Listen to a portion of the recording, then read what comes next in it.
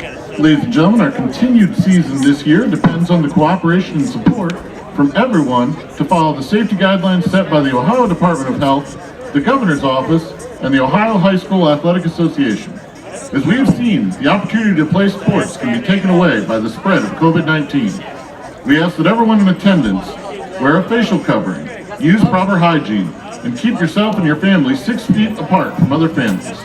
Our ability to follow these guidelines will go a long way in determining how much more of a season our student athletes will have. Thank you for your cooperation.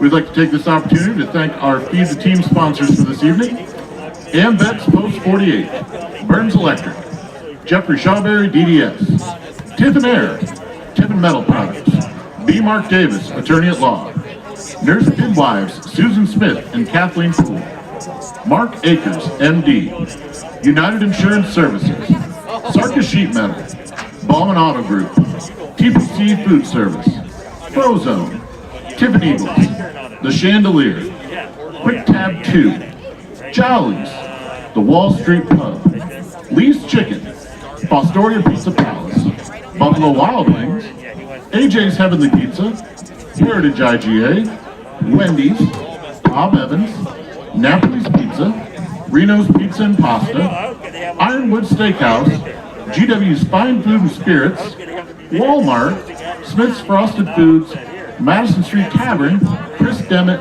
and Old Fort Bank. We thank you for your support of our student athletes. Yeah, but I only got 57 minutes, so I'm going to change it.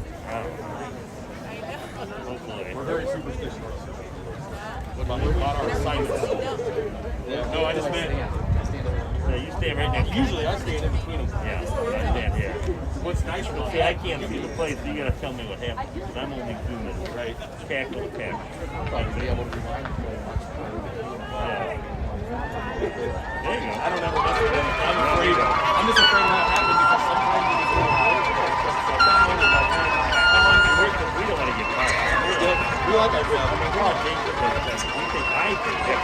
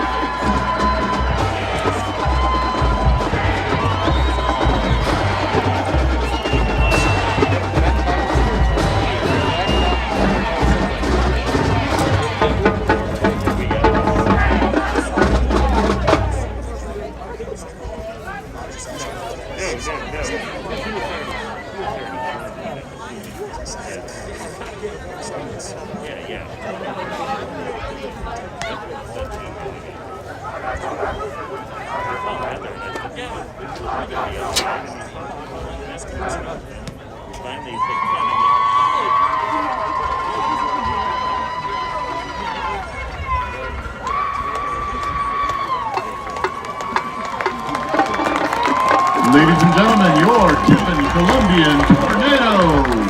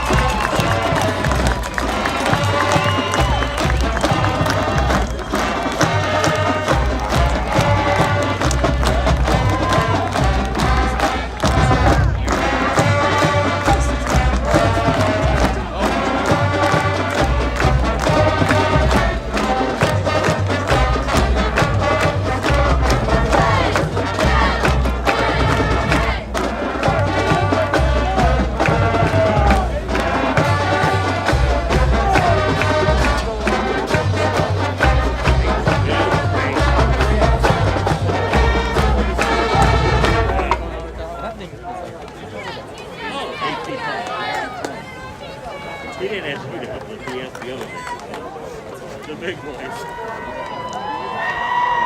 At least it doesn't sliver very well, does it? Like that.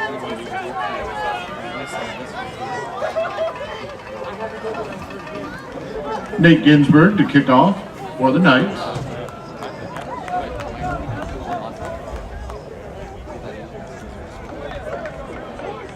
Yeah, I don't know. Yeah, the right one is left and right, the left one is left. Keyshawn Jackson and Jackson Harris back deep to receive for the Tornadoes.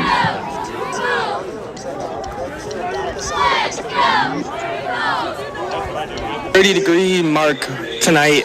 The winds aren't too bad actually, so it shouldn't have any effect on the game, but make no mistake about it, it's cold down here.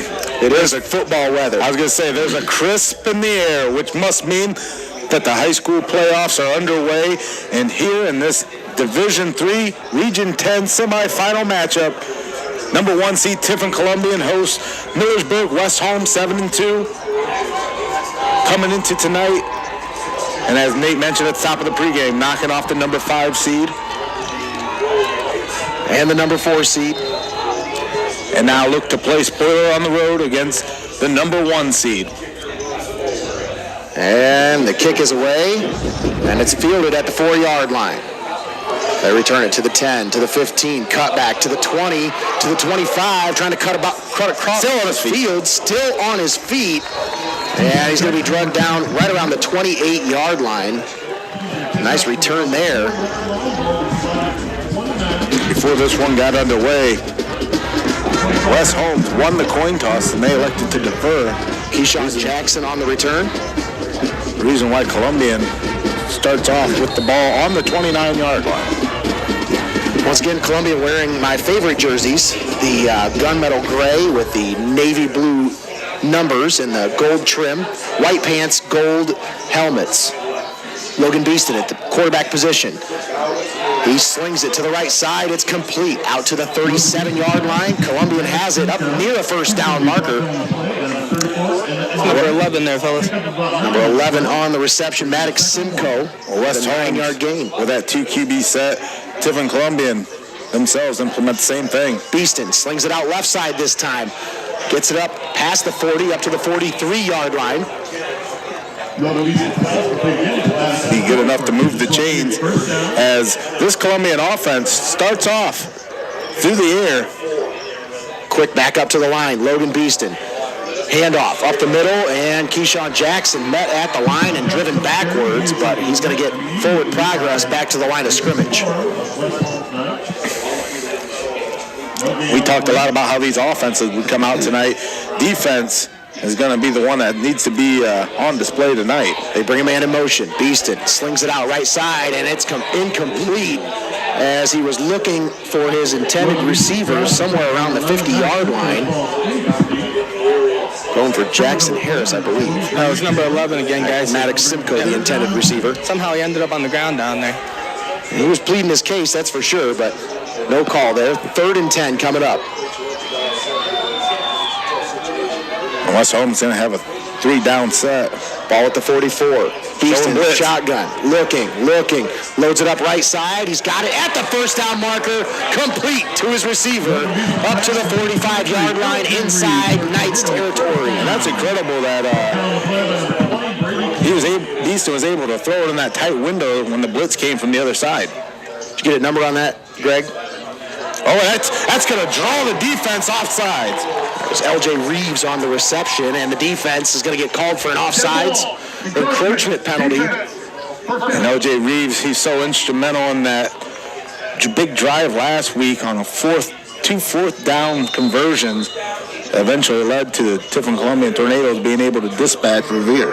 Ball at the 40-yard line. Beeston fakes the handoff. Now a little shovel pitch forward, but the defense sniffed that one out real quick. They're right there to make the stop for no gain. They were trying to get it there to Brody Conley. This Columbian offensive line had an impressive week last week, but this 3-man front doing a tremendous job for West Holmes. Beeston loads it up, going down left side, and it is incomplete. Number 12 with some good coverage down the field. That is Noah Clark.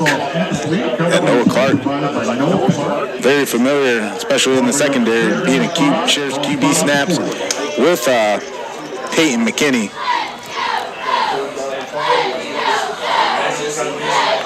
Third down and 5. Beeston looks left, now hands off up the middle, and they've got it past the first down marker up to the 30, inside the 25, down to the 21-yard line. Is that Brody or was that Sean Jackson on the carry. Nice little, that was the same play that he hit Brody Conley with for the touchdown last week on the game-winning touchdown. Yeah, a little stutter draw. There you go again. Now Jackson takes the handoff and carries it forward to the 16-yard line, good for 5 yards. And now the Columbian offense is finding some success in the run game. That's an area where they really weren't able to find much success till the end of the game last week.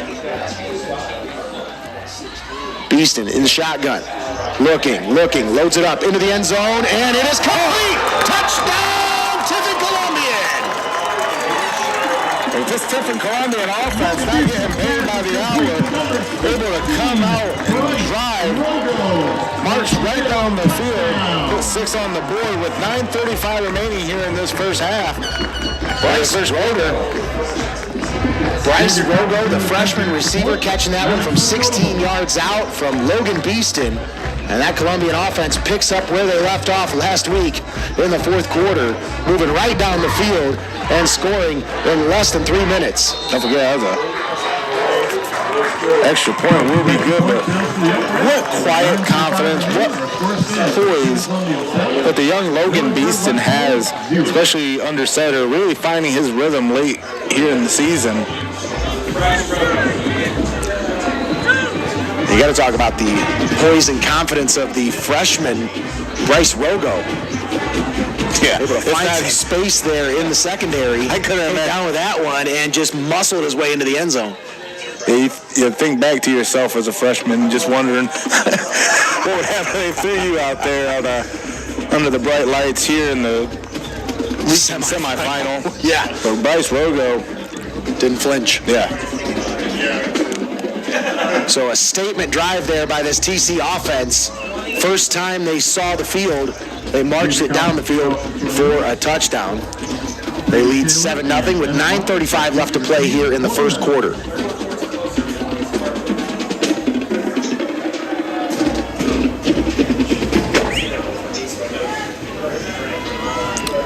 Wes Holmes now tasked with the unenviable task against the Tiffin Columbian defense to make something happen and answer back after Tiffin Columbian in the first stanza here just marched straight down for 7 points. And the kickoff is going to go out of bounds. Illegal procedure penalty called against Tiffin Columbian. We'll put the ball at the 35-yard line for the Knights. So West Holmes will get some good field position for their first offensive possession. Oh, they're going to elect a re-kick. Okay. Guys, it makes you wonder if there's something in the special teams there that Columbian knows about. Yeah, and West Holmes also knows about. Exactly. That's probably why they wanted him to re-kick that one, because maybe they've got some talent back there that they're trying to get the ball into the hands of. Right, and you feel like that ball perhaps went out of bounds because they were trying to keep it away from the returner.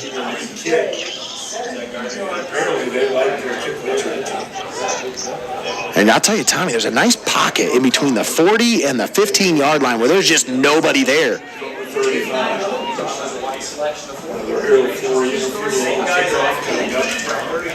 Xavier Coppice on to kick off for Tiffin Columbian after the 5-yard penalty.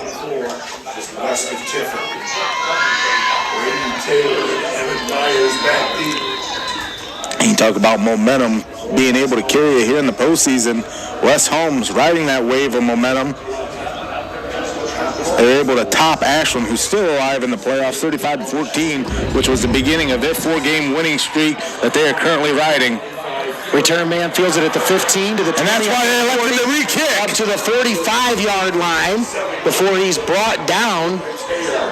Number 20 on the return, Brady Taylor, the senior receiver, 6'1", 180, able to make some moves there and make it all the way up to the 47-yard line. So, yes, Tommy, they do end up with 12 additional yards after accepting the penalty and making them re-kick. Now they have it at the 47-yard line.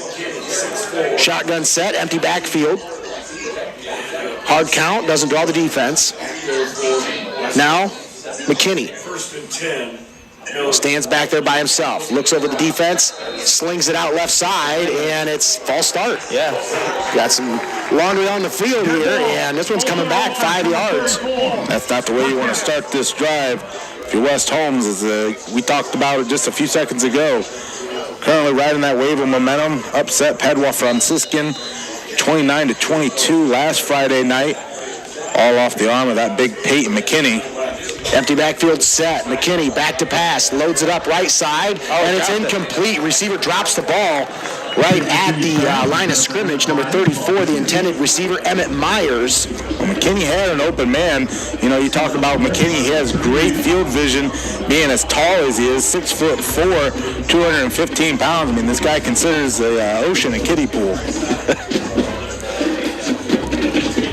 9:23 left to play here in the first quarter. Tiffin Columbian leading 7-0 over West Holmes here in this semifinal matchup in Region 10.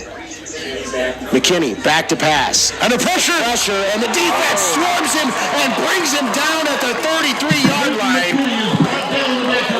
Well, bigger they are, harder they fall. Drake DeVore on the sack.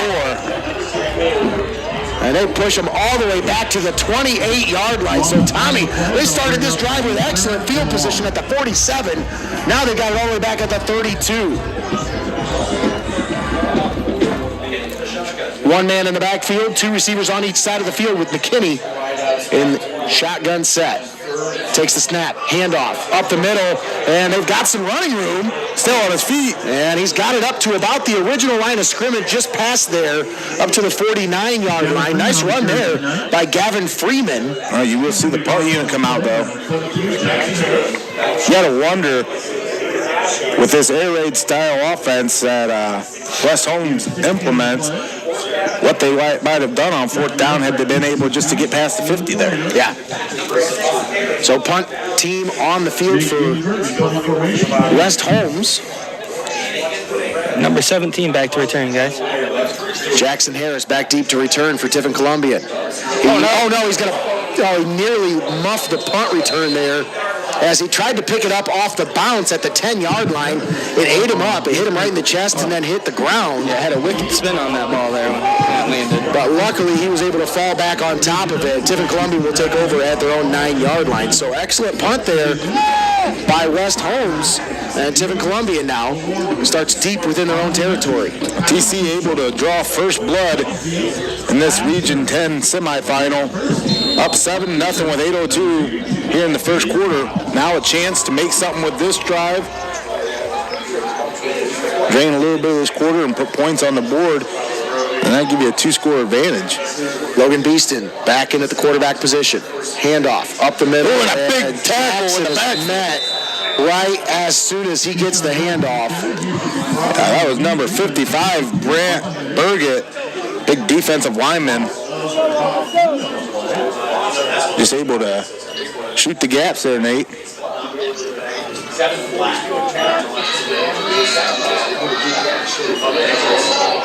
Two receivers on each side of the field, one man in the backfield. They fake the handoff. Beeston looking over the middle. I think it got intercepted. It's picked off. They're going to say incomplete. They're going to say that hit the ground first. Hit the ground before he intercepted it, so no on the interception. Greg Ken, was that the call? I see you right down there standing around the 12-yard line. That was the call, guys. Incomplete because the ball did skip off the ground into his arms. Well, there you have it, folks. So 3rd and 13 coming up. Two receivers on each side of the field. Beeston back to pass. Fakes the throw, now hands it off. Up the middle, off the left side. Jackson up to the 10, up to the 11, and that's about it. That's definitely the smart play. Yes. On this drive, not able to get anything going. Try to give yourself a little bit of room as you're in the shadow of your own goalpost. Now here on 4th, give your special teams a chance to have a little bit of room. 7:02 left to play here in the first quarter. 7-0 Tiffin Columbian. Tornadoes have their punt unit onto the field.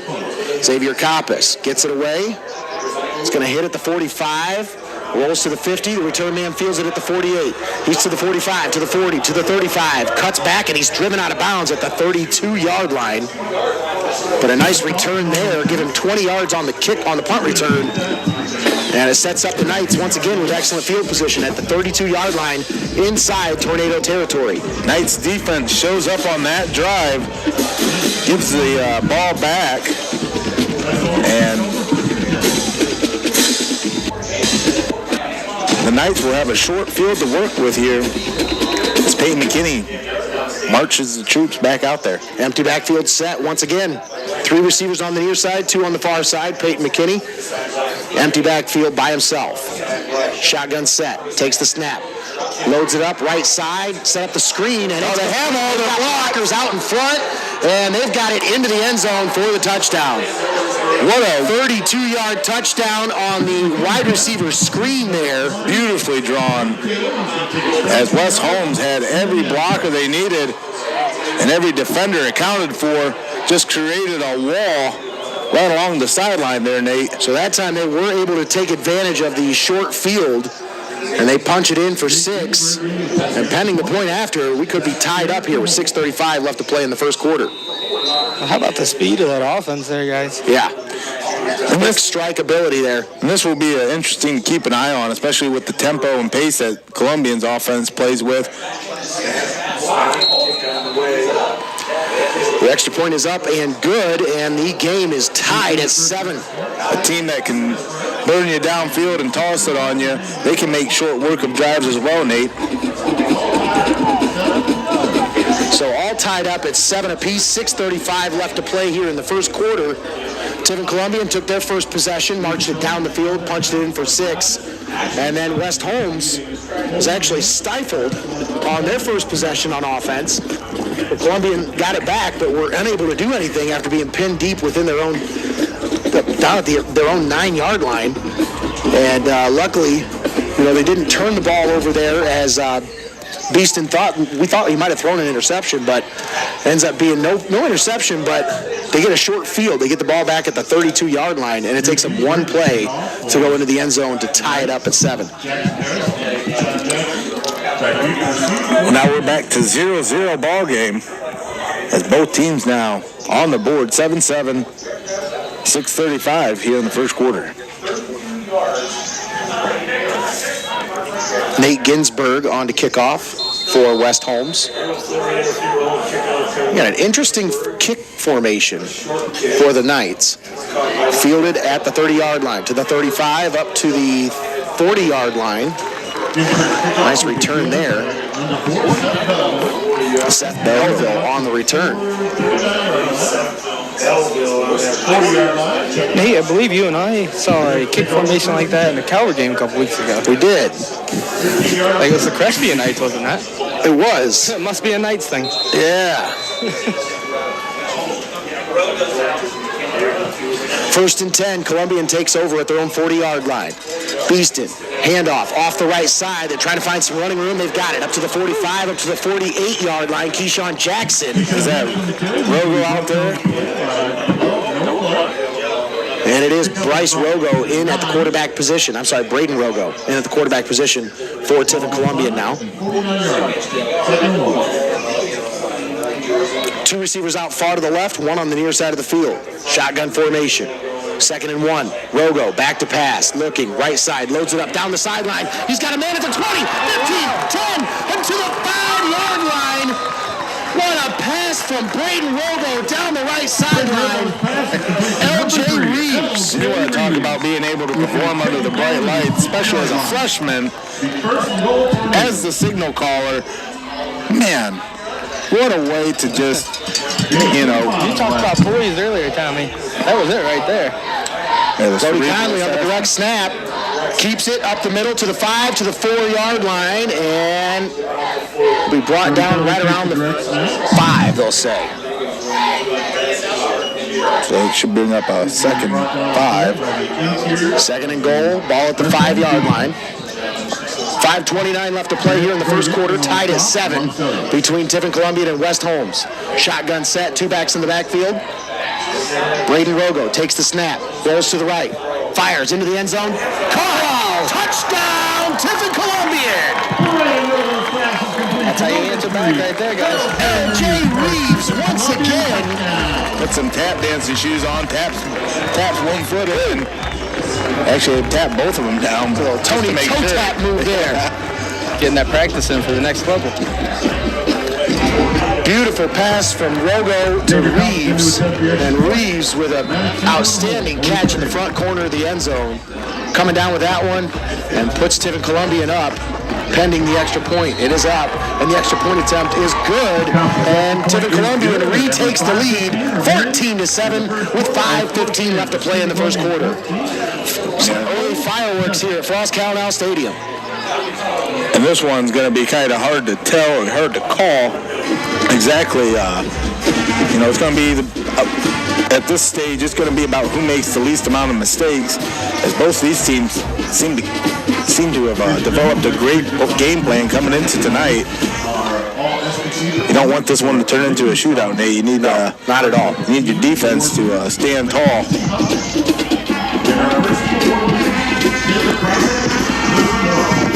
I'll tell you, and both these teams have had a 3-and-out defensively. They've both forced the other team into a 3-and-out situation. So we've seen the punt unit for both teams, and we've also seen some fireworks already from both teams. Both these teams' offense, they kind of run like that double-edged sword situation where, again, West Holmes really happy in the pass, but, you make a few incompletions. That puts you in a down and distance situation. You don't convert. And guess what? That drives over. But West Holmes able to find some rhythm between this quarterback and receiver. Big wide receiver screen on their last drive. Able to get West Holmes on the board. Now this offense has to answer once again. Short kick, fielded at the 31-yard line, and that's where the return man will fall on it. And that's kind of probably the wisest decision there by the kicking team is, if you're going to kick it to him, just kick it short and let him field it at the 30-yard line and don't let him do anything with it. And Gary Estep really had no choice other than to just fall on that ball for West Holmes. And there was no return opportunity. And both times you've seen kick return and a punt return by the Knights so far here tonight that has been returned for more than 20 yards. So we know that's a weapon that they like to use. Empty backfield set. Peyton McKinney in the shotgun set. Back in the gun. 3 wideouts, right 2 to left. 14-7. Tiffin Columbian. Looks over the defense, takes the snap. McKinney, right side, fires it out. It's complete. He's got a man, breaks the tackle up to the 40, and he's down around the first down marker. Number 82 on the reception, Braden Myers, 6'4", 215-pound wide receiver. And boy, Tommy, he caught that one about 3 yards short of the first, but that 6'4" frame really buried his head forward and bowled for those extra 3 yards. First and 10. Myers settles into the right hip of McKinney in the shotgun. Now McKinney back to pass, has pressure, steps up, throws it left side, it's complete. He's got it up near the first down marker, and he's going to be brought down, I'd say, about a yard or two short. Brady Taylor on the reception. They're going to count him about a yard short at the 49-yard line inside Columbian territory. Brady Taylor is their lead receiver at 55 catches for 952 yards and 11 touchdowns coming into tonight. McKinney back to pass, rolling right, loads it up right side, it's complete. He's got it out to his man, and he spins forward to the 40-yard line. That's once again Brady Taylor on the reception. And they pick up another fresh set of downs. They've got it up inside Columbian territory down to the 40-yard line. Empty backfield set. 3 receivers on the near side of the field, 2 on the far side. McKinney has it on the right hash. He tries to draw the defense. Oh, weird motion here. 3 different men in motion at the same time there. Now McKinney in the shotgun set. 1 man in the backfield. Back to pass. McKinney over the middle, and it's incomplete. He was looking for Garrett Estep. He had Estep. I'll tell you, Estep had a few steps on his defender, and if he would have hit him with a good pass there, he probably could have been at least close to the goal line. That was a nice route drawn up there as they sent both those guys in motion. You'd think that you thought the one inside receiver was going to zig out, but instead he cuts it back across the field, almost forcing that middle linebacker to cover that short side. McKinney back to pass, loads it up left side, trying to find his man out of the backfield, but it's incomplete. And Tommy, you talk about that motion. What that does for a quarterback is it allows him to read the defense. Because if you got a man following that motion man, you know it's going to be man coverage. But if nobody follows him, it tells you there's zone coverage there. Mm-hmm. So you know what your reads are going to be, and you know where to go with your hot read. Yeah, motion is your quarterback's best friend. Then you leave it on the middle linebacker to cover that area. McKinney in the shotgun on 3rd and 10. Loads it up right side. He's got it out incomplete to Taylor. That's Brady Taylor. He has it up for the first down at the 26-yard line. What tremendous execution by McKinney. A tremendous route running by Brady Taylor as so far, every time he's caught the ball, Tommy, there's been nobody around him as he's freeing himself pretty easily here tonight. Little pitch to Taylor, and he's not going to get much on that one, up to about the 14-yard line, actually 24-yard line. Tried to get it to him on the little bit of I wouldn't call that a jet sweep. It's more of an end around kind of look. But they brought the man in motion before the snap. Different play call there. Empty backfield set. McKinney goes for the hard count, trying to draw the defense. Doesn't. And he also gets a good look. Now McKinney with the back in the backfield. Takes the snap. There he goes. Rolls right. Steps up. Gets rid of it. It's complete. Up to the 16. What a way for the defense to keep it in front of them. They're going to say forward progress has him at the 18-yard line. So short of the first down by about 2 yards. 3rd and a long 2 coming up. Well, now that Wes Holmes has gotten into the red zone, you got to believe this is definitely 4-down territory, even on this 3rd and 2 situation. 2:24 left to play in the first quarter. Columbian leading 14-7. McKinney in the shotgun with one man in the backfield. Takes the snap. Looking. Loads it up over the middle. It's complete. He's got it down to the 8-yard line. Inside down to the 7-yard line. Nice reception there by Garrett Eastep. And they pick up the first down there on 3rd and 2. So a 1st and goal coming up here for the West Holmes Knights. We're down to 2 minutes to play here in the first quarter. One man in the backfield, Peyton McKinney in the shotgun set. 2 receivers on each side of the field.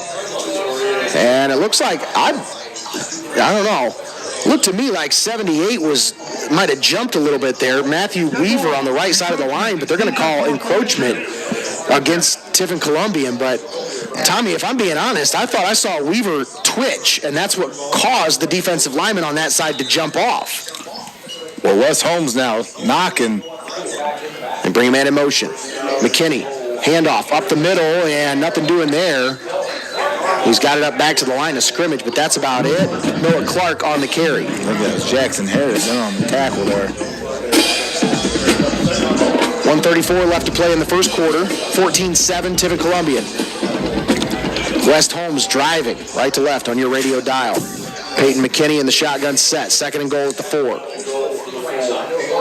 2 receivers on each side of the field. One man in the backfield. Now Clark settles in on the right side. McKinney now brings a man in motion. That's Taylor. McKinney rolls to his right. Looking for the motion man. They got him in the backfield. The defense applies the pressure and brings him down at the 13-yard line. Boy, McKinney needed to get rid of that one quickly, and he just held on to the ball too long.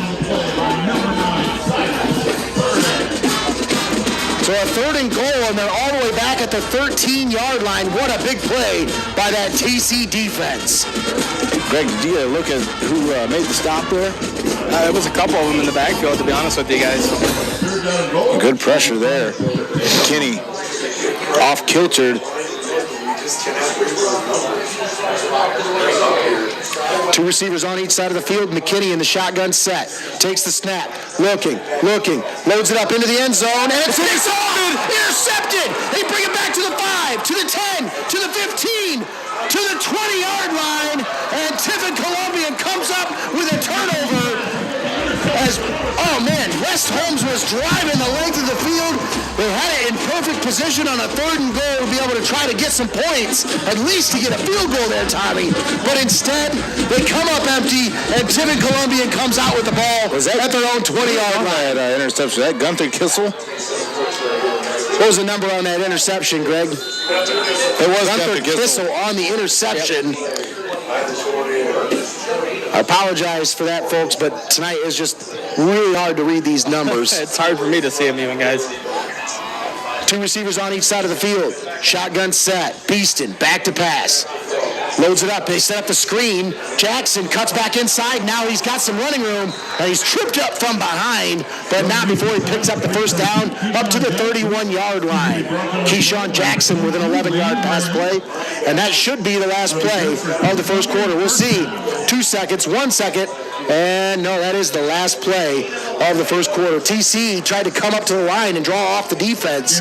Heads up play there by the coaching staff. We're going to step aside, take a timeout as we end the first quarter. Tiffin Columbian leads West Holmes 14-7. We'll be right back after this. You're listening to high school football right here on WTTF, AM 1600 and FM 93.3. Scheduled for Saturday, October 31st has been postponed.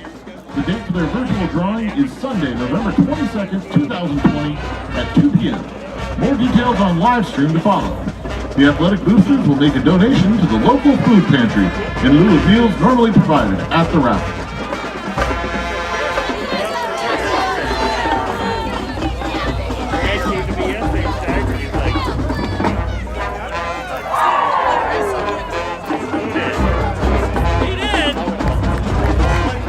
Ladies and gentlemen, in the first quarter, Ashland is up on Holy Name by a score of 14-0.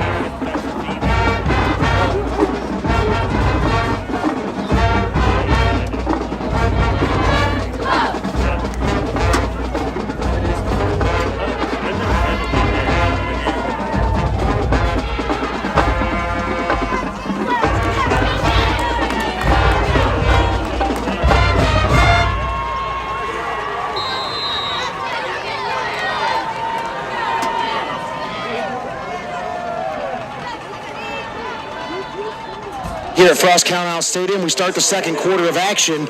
Columbian with the ball. They hand off up the middle, and Keyshawn Jackson carries it forward. It should be about gain of 7.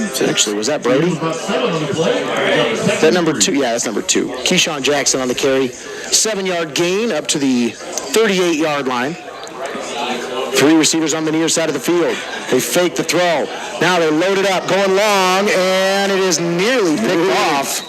Boy, L.J. Reeves unable to make a play on that one, but Brady Taylor looked like he was in prime position for the pick there. And Tiffin Columbian with a big turnover as West Holmes was marching, able to get the ball. Now you got to make points off that turnover, Nate. 3rd down and 3. They bring a man in motion.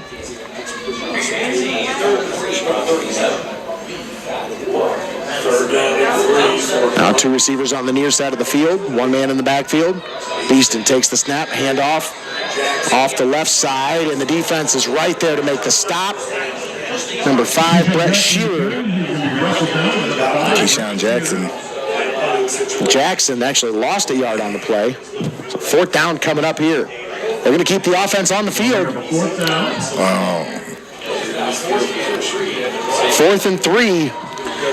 I mean, you were gifted this drive, but at the same time, field position is everything. But we'll see. Tiffin Columbian able to convert on 2. Beeston in the shotgun, loads it up over the middle, complete. Logo at the 50, inside West Holmes territory, down to the 47-yard line. Boy, they convert again, as we talked about last week. On one drive, being able to convert on 2 4th down drives. And Coach Lutz on the scoreboard this past Monday night told us this team just came in and played inspired. Beeston going left side, down the sideline, and it's incomplete. He was looking for his intended receiver down there. I think that was L.J. Reeves. It was, yes. Almost had him there. Some contact down the field between both players as Brady Taylor and Reeves both jockeying for position down there, trying to... Man, that's a good matchup. I like that. And now 2nd and 10 coming up. 3 receivers on the right side of the field. Beeston in the shotgun. Quick pitch, right side, Jackson. Trying to find some running room, but there's none there. That defense is right there. Bring him down right at the line of scrimmage. And another 3rd and long coming up for this TC offense.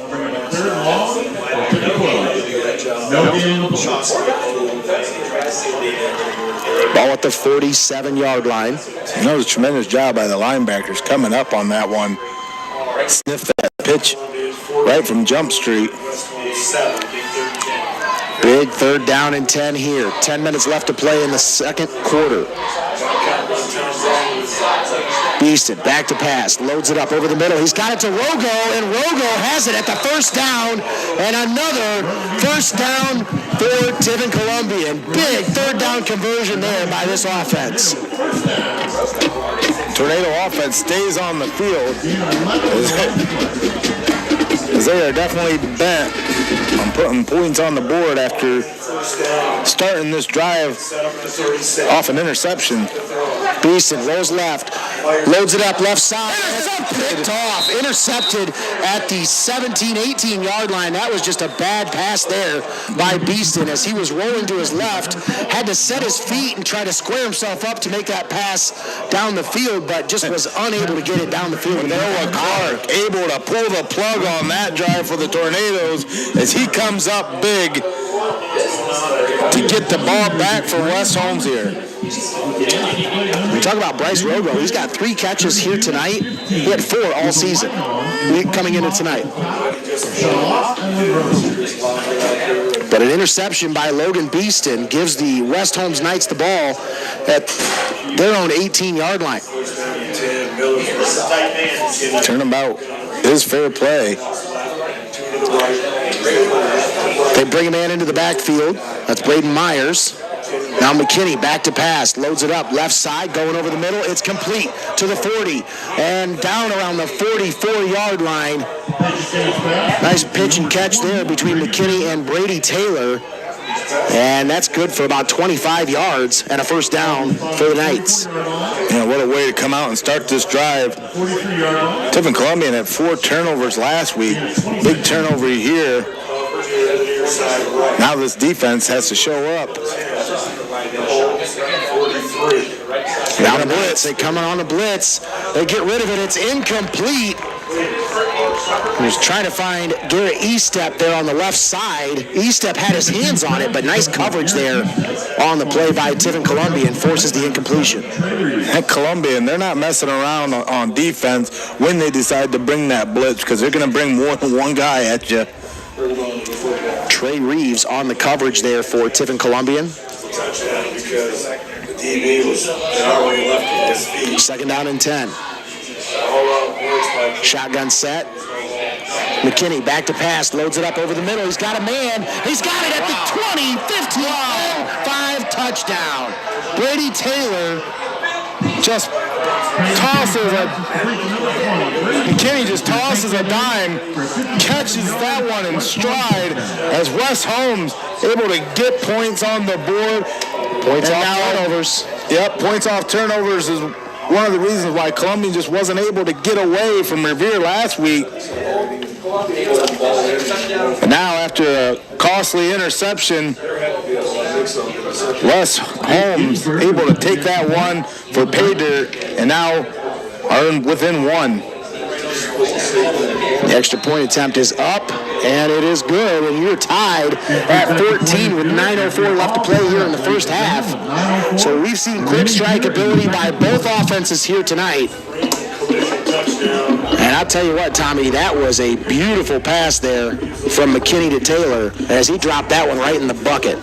And Taylor caught that one in stride. Yeah, there's a couple plays in the past 2 drives by West Holmes, where, again, when they see that zone defense, they decide to challenge that secondary and challenge them deep down the field, force the coverage to break away or put two guys on you, and the receiver had a beat on this defender, and you're not going to win that matchup no matter how many guys you have covering them, especially if they're 2 or 3 yards behind.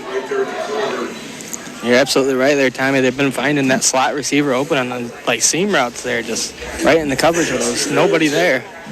Reading that perfectly. I think a lot of that, the coverage. I really do think a lot of that is the way their offense is set up to give the quarterback a look at the defense. Every play they come up to the line and they hard count, and it doesn't matter. This defense is showing them their hand every time.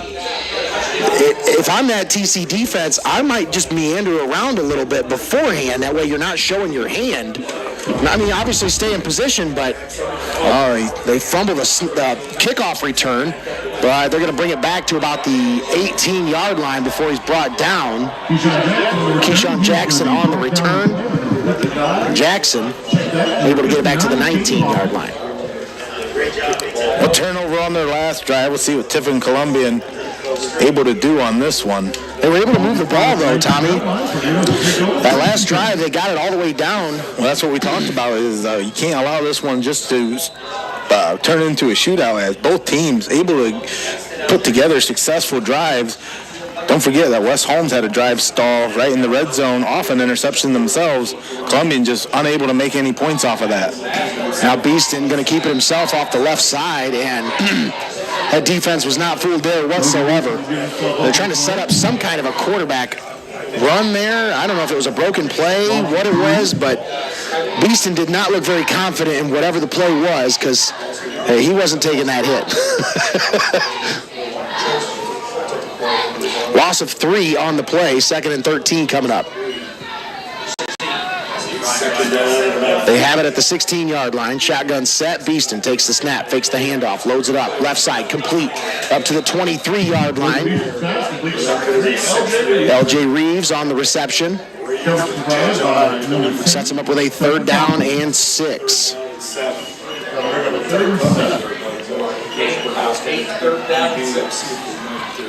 Shotgun set. 3 receivers on the right side of the field. Beeston takes the snap, loads it up, right side, complete at the 1st down marker.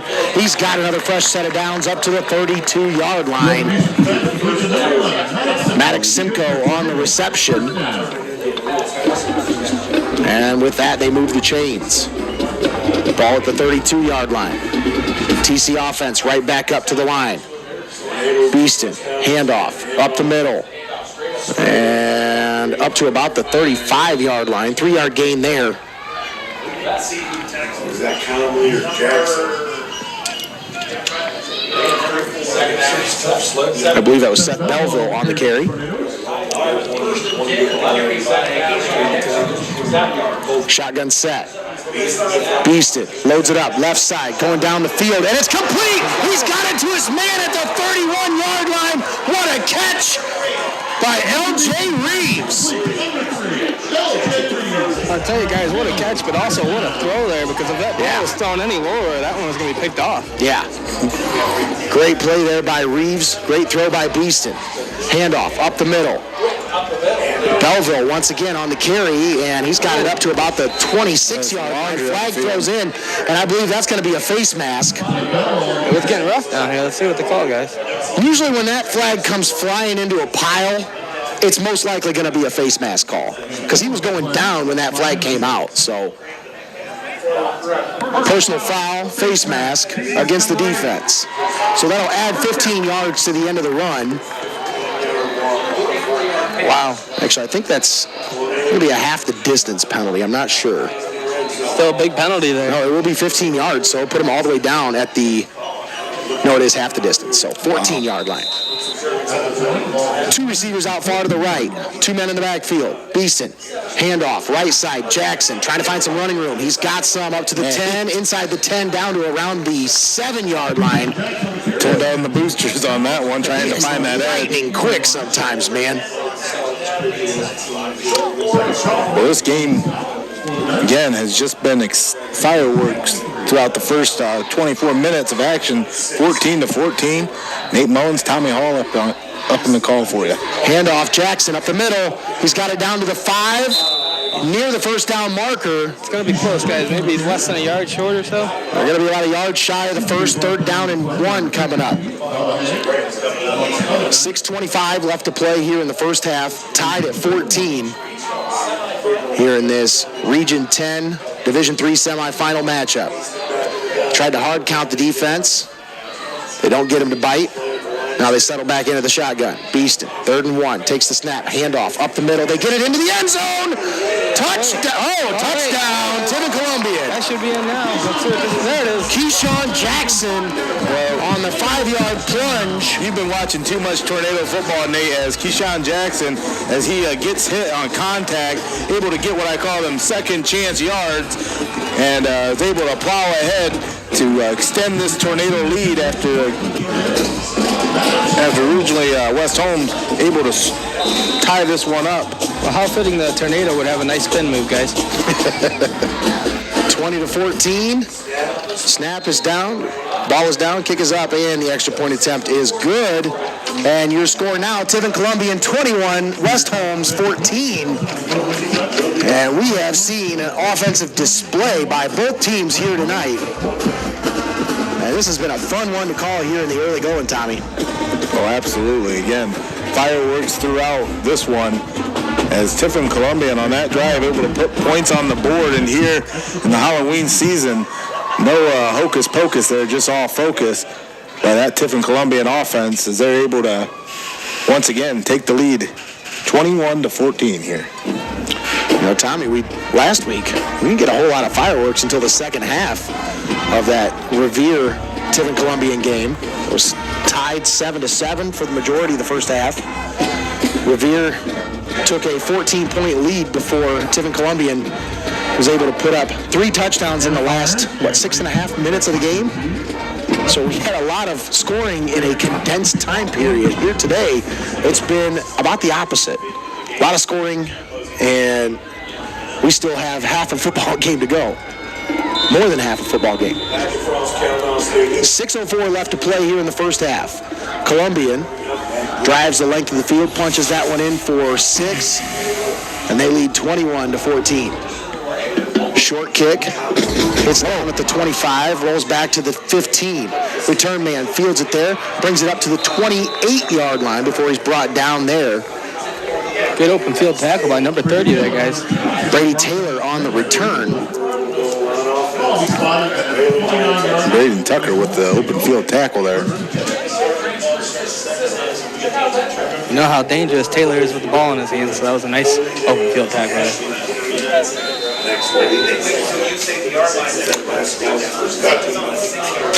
Well, now the chessboard kind of resets itself as Wes Holmes was able to score off of a big Columbian turnover.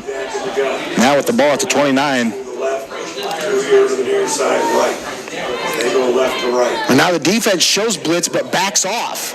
And look at that, Tommy, right there to make the play up to the 32-yard line, just a 3-yard gain. But that's what we were talking about, Tommy. They kind of come out and they show blitz, so it makes McKinney think one thing. They get the adjustment, and then they fall back. They drop back in coverage and keep everything in front of them. That's pretty smart. That's keeping your head on the swivel. You got to make those calls down there on defense. 2nd and 7. McKinney back to pass. And McKinney under pressure, and they're going to bring him down in the backfield for a sack. That's big number 70 there, guys. Drake DeVore with the sack back at the 27-yard line. Decker DeVore, but sack and quarterback. It's a family business here. Sack and quarterback. Decker DeVore, what a great play there. That 3rd and long coming up. 3rd and 11. At least I'm not calling him Greg.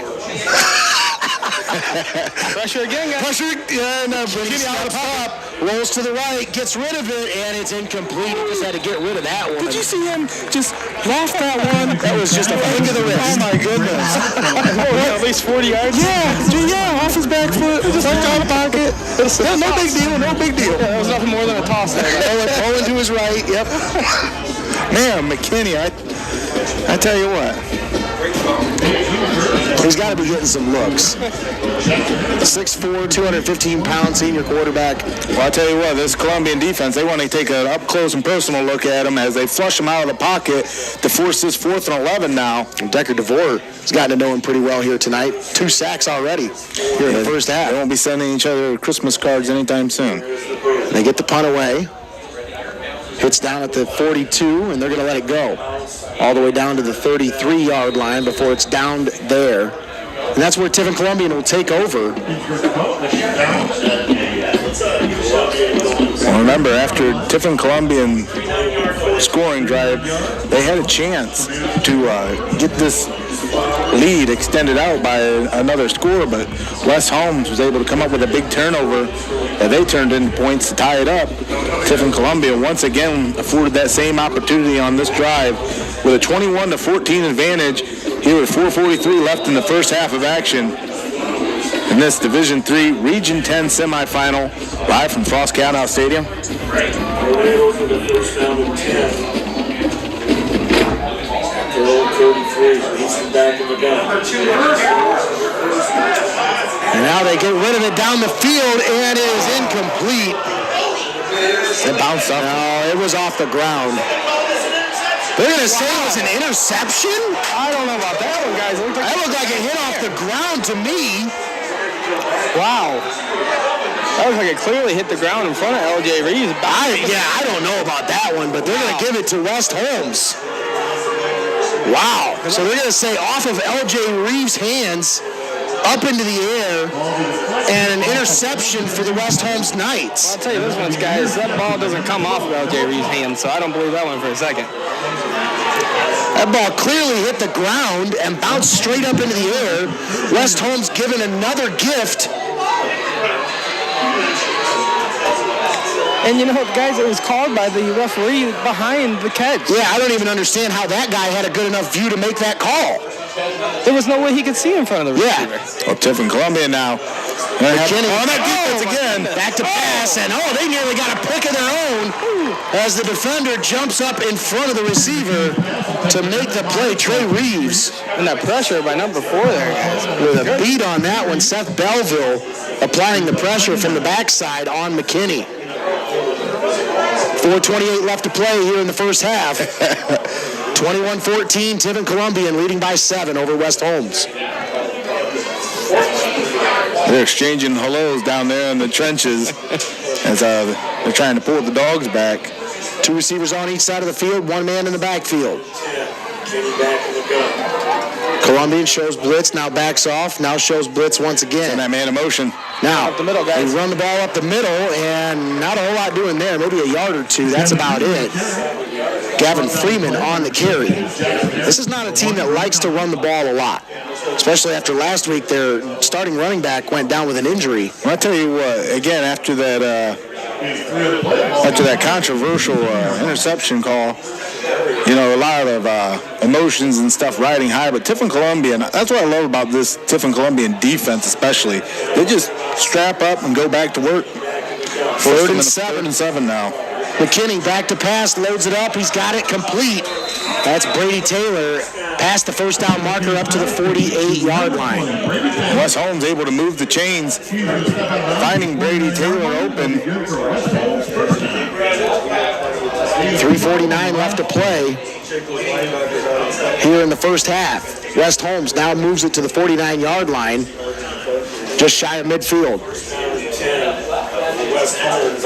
2 receivers on each side of the field, 1 man in the backfield. That's Braden Myers. Myers settles on the left hip of Peyton McKinney. McKinney brings a man in motion. McKinney looks left to the motion man. He's got it out to Taylor. It's complete, but the defense is right there. And he made the first guy miss, picked up a couple extra yards there. They ran that play a few plays ago, only they went to a draw with it. That time, send Brady Taylor in motion. Second down and 7 coming up after the 3-yard gain. Empty backfield set. Peyton McKinney in the shotgun. Three receivers on the near side of the field. McKinney takes the snap, loads up. They're setting up the screen to the wide receiver, but that one is not going anywhere this time. Just a couple yards on the play up to the 45-yard line. That wide receiver screen earlier. That one went for about 35 yards and a touchdown last time. Proved effective. Go to the well once again. 3rd and 4. Ball marked at the 45-yard line inside Columbian territory. Down to 3:12 left to play here in the first half. Columbian leading 21-14 over West Holmes. Peyton McKinney in the shotgun set brings a man in motion. They snap it, turn around, hand off, up the middle. And Shearer stood up and driven backwards. Seth Belville with a big hit. Stonewalled running back. I've been watching too many Goldberg matches there, guys. Brett Shearer, the ball carrier. Short gain, about 2 yards. 4th and 2 coming up. And they keep the offense on the field. And this is what we call, boys, a money down. Shotgun set. They bring a man in motion. After an interception by Tiffin Columbian gave West Holmes the ball. West Holmes able to drive to the 45 now. I might be rethinking this. Facing a 4th and 2.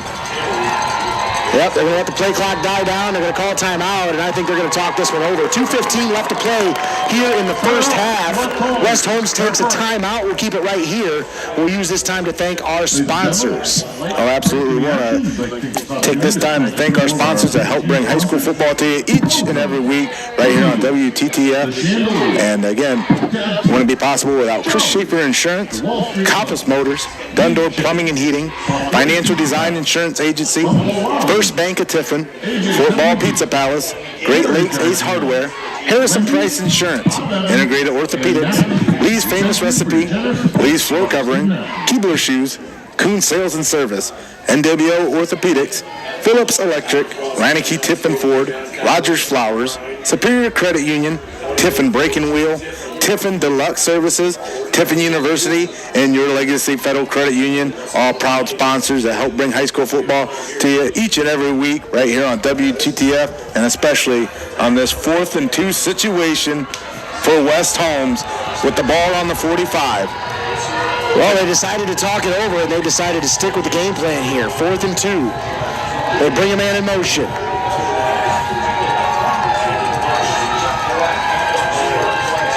Handoff up the middle. No, we're going to get a flag. I believe you're going to get The quarterback signaling for. Hold on, let's see what they spot this one first. I'm for you. That's a false start, yeah. False start on West Holmes. As I saw that fullback leaning forward there, and I think that's who they got.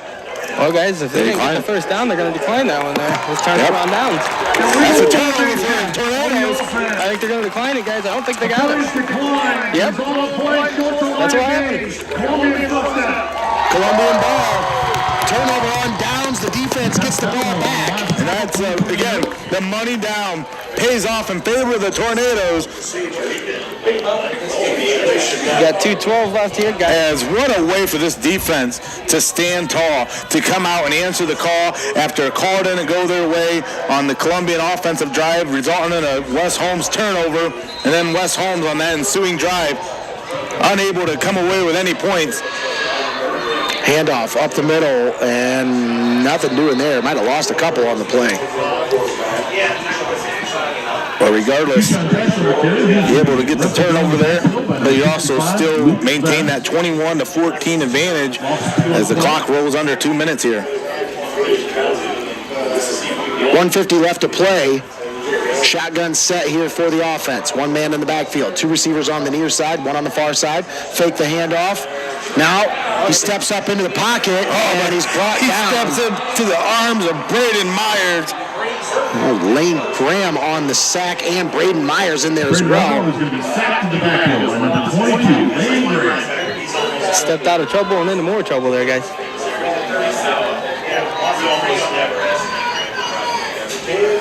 So a 3rd and long coming up. 1:15 left to play here in the first half. This Columbian offense facing a 3rd and 15. Braden Rogo in the shotgun. Drops back. They set up the screen, and it is incomplete as they were trying to get it to Keyshawn Jackson. Jackson, I'll tell you, if he would have caught that one, he had blockers out in front. Might have been able to make something happen there, but unable to make the catch. And with a minute left, they are unable to make anything happen there after the turnover on downs. They're going to have to punt it back. And tremendous job by Wes Holmes' defensive unit there, especially after going for it on that 4th and 2, being shut down. Xavier Kappas on the punt. They get the punt away. And fair catch called for at the 29-yard line. Number 10, Tucker Kaufman, catches the punt, and West Holmes will take over at their own 30-yard line. 53 seconds left to play. The Knights still have 2 timeouts in their back pocket. And you can't take them with you. So you got to believe, especially with this air raid style offense that West Holmes implements, they're going to take a couple shots here. Both teams are doing a decent job shutting down the opponent's running game. 2 receivers on each side of the field. McKinney back in the shotgun, takes the snap, looking, rolls to his right, looking down the field, trying to find a receiver. He's got it, but it's incomplete. Intended receiver was Garrett Estep, but Estep drops the ball. He's dropped a couple of passes here tonight. Tell you what, guys, that was pretty close to holding back here. I'd seen every coach on the Columbian sideline calling for that penalty. I mean, he had to pull his way through there with hands pulling down his jersey and everything. So, well, even if you're caught holding, if you got them hands inside. They bring him in motion. Taylor, quick pitch to the motion man. Brady Taylor on the left side trying to find some running room, but he gets it out of bounds. we got a flag. Laundry thrown on the field. Flag in the backfield, back around the 25-yard line. That's most likely going to be a holding penalty. Yeah, it looked like the blocker there just drug him down to the ground with him.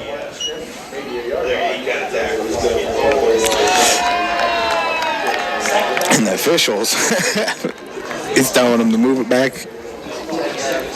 He's asking if he wants to decline it because that would set him up with a 3rd and about 8 if they decided to decline it. But no, that's a 10-yard penalty. We take that every time. Well, I wouldn't say every time, but in that situation, I think you would take that penalty every time. Depends who you're going against. Again, these West Holmes, all they need is one big play. 2nd down and 20. It's all about that field position again, though, guys. Ball at the 20-yard line. Oh, and they draw the defense off sides with the hard count. Yeah. I'll tell you, with 15 seconds left on the play clock, if he tries to snap that ball, most likely they're not going to probably snap it. He's trying to draw the defense into a position where they show their hand, and he knows what's coming. Timeout called. Get your down back and you get 5 of those yards back. So McKinney back to pass. Now he steps up. He's going to keep it up to the 30, to the 31, and brought he takes down an open shot at the 32-yard line. Peyton McKinney on the quarterback keeper. Just still not going to call a timeout. 3rd down and about 8 coming up, and that probably should be the last play of the first half. I think the offense wanted another play here, guys. They were kind of asking for one. Down to 10 seconds on the 2nd quarter game clock. Let's see here. 3 seconds, and it should be the last play of the first half, and that will be the end of the first half. Yeah, They didn't want to take any chances. They really didn't. Tiffin Columbian takes a 21-14 lead into the locker room. We're going to step aside, take a timeout. We'll be back with the Little Hugo's Ice Cream halftime show.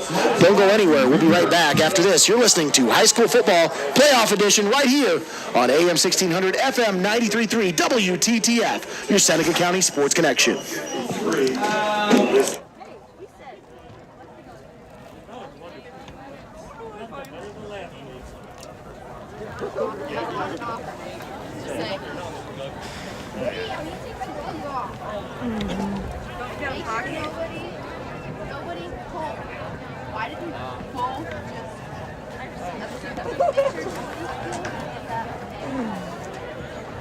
Lexi, why'd you say that? Another. I don't have that look.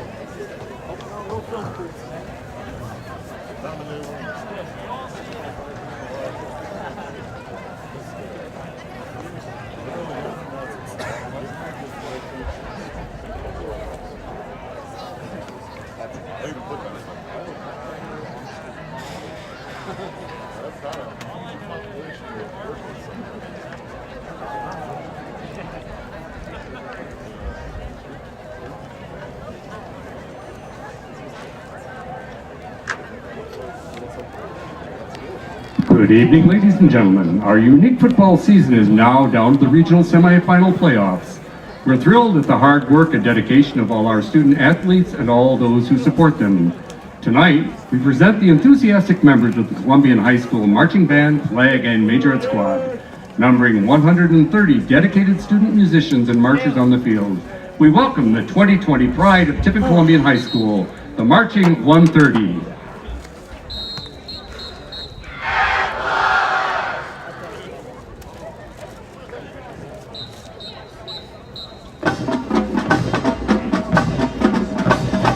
Our band is under the dedicated direction of Mr. Michael Meadows and Mr. Christopher Kenny.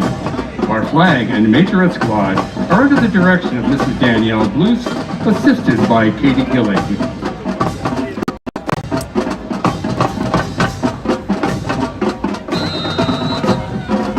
We begin our halftime show with a drill. Although the COVID-19 pandemic has limited our ability to drill, tonight we begin with a halftime show with a drill to a piece that really describes our band spirit as they play Walk the Moon's Shut Up and Dance.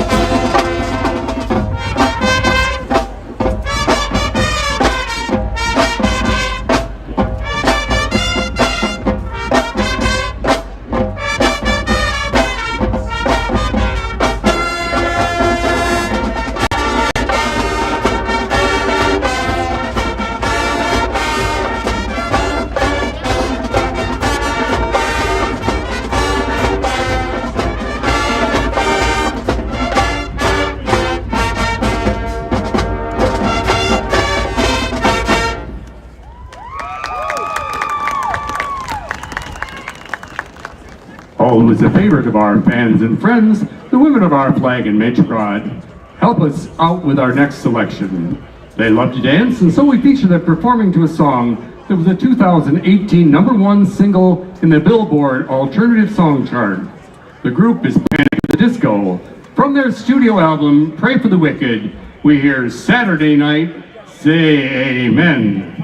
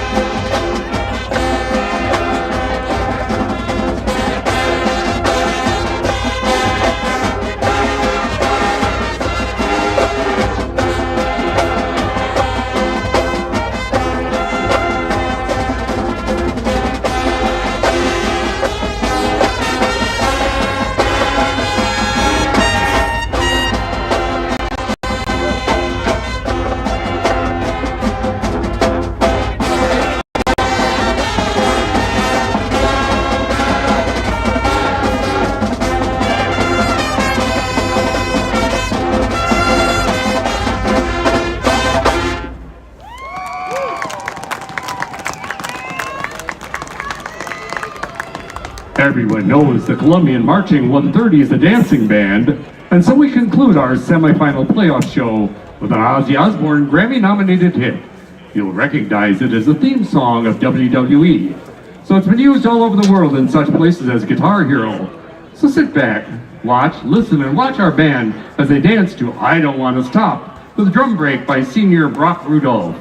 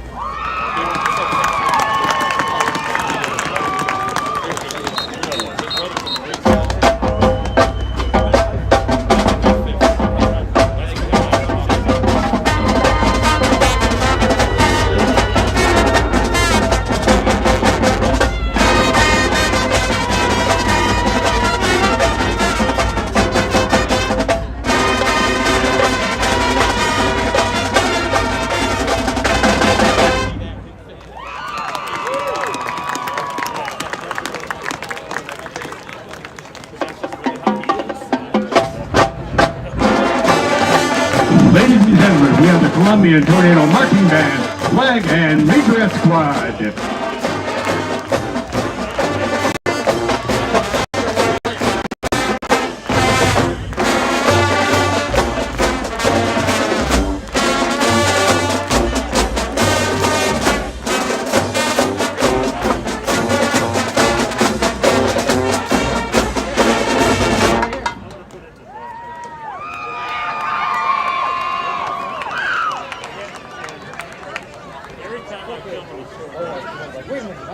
No, I moved you over. Every time I film the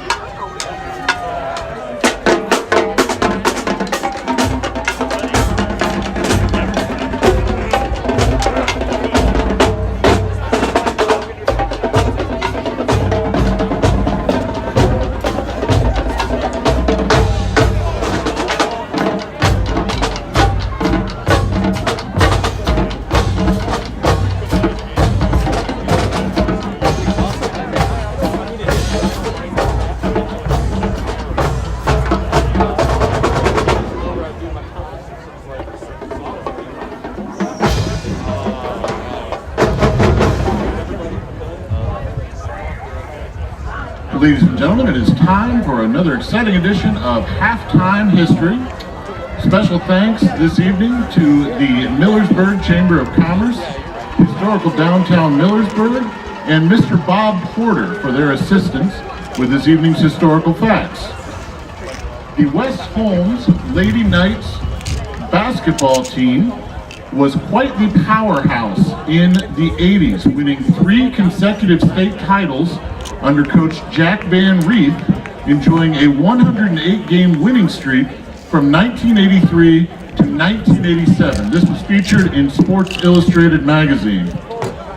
Millersburg West Holmes is also home to Mr. Joe Norman, who enjoyed a professional career with the Seattle Seahawks after starring as linebacker at Indiana University. He was a second-round pick in 1979 and suited up for the Seahawks from 79 to 81 and 1983. Played in 50 NFL games with 10 starts, 1 interception, and 3 fumble recoveries. On the Tiffin Columbian side, we'd like to recognize and acknowledge the late Bill Groman, who we last lost earlier this year. Bill Groman was a homegrown star, excelling in football, basketball, and track at Tiffin Columbian, before going on to play for legendary coach Paul Horniman at Heidelberg University, scoring 19 touchdowns his senior year. In his rookie season, Groman hauled in 72 receptions for 1,473 yards, 12 TDs, with an astounding 105.2 yards per game.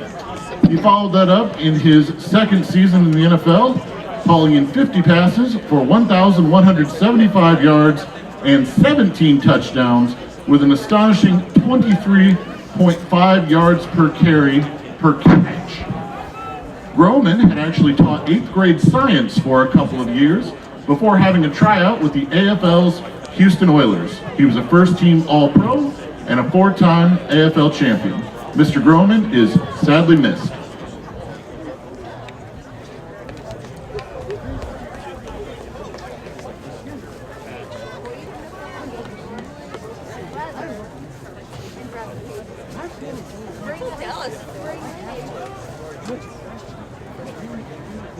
West Holmes will receive the second half kickoff.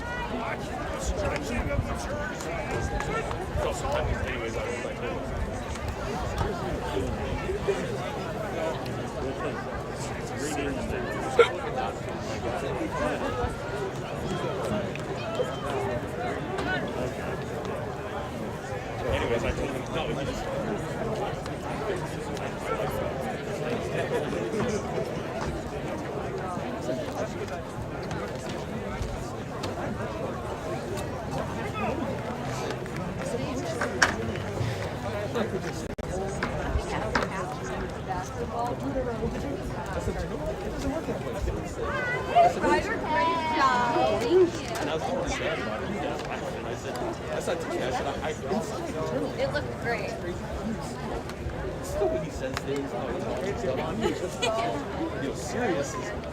Ladies and gentlemen, another reminder that the Booster Reverse Raffle, scheduled originally for Saturday, October 31st, has been postponed.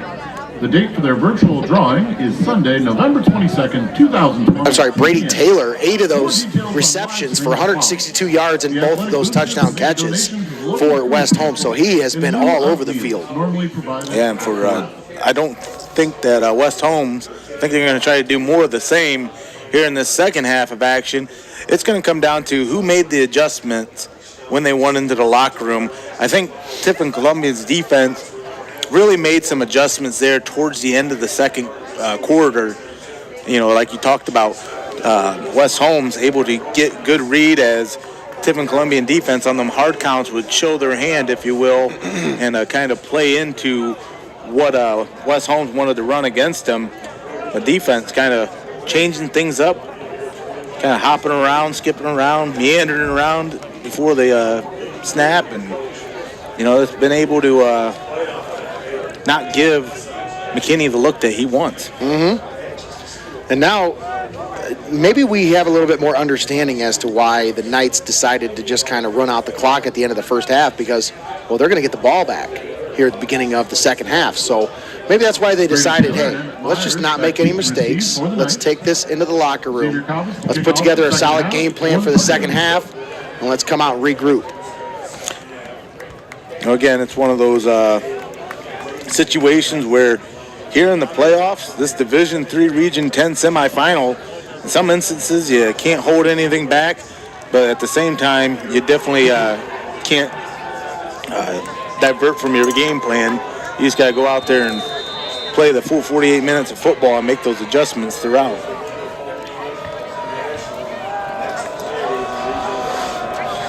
Xavier Coppice on to kick off. 4 teams left in the region. Ashland, West Holmes. And they're going to bring him down at the 17-yard line.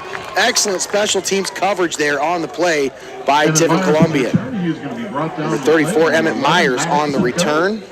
Again, we talk about this regional bracket. 4 teams remaining. Ashland and Parma Heights Holy Name. They're slugging it out right now. And Tiffin Columbian and this West Holmes Knights team. Brought to you right here on WTTF.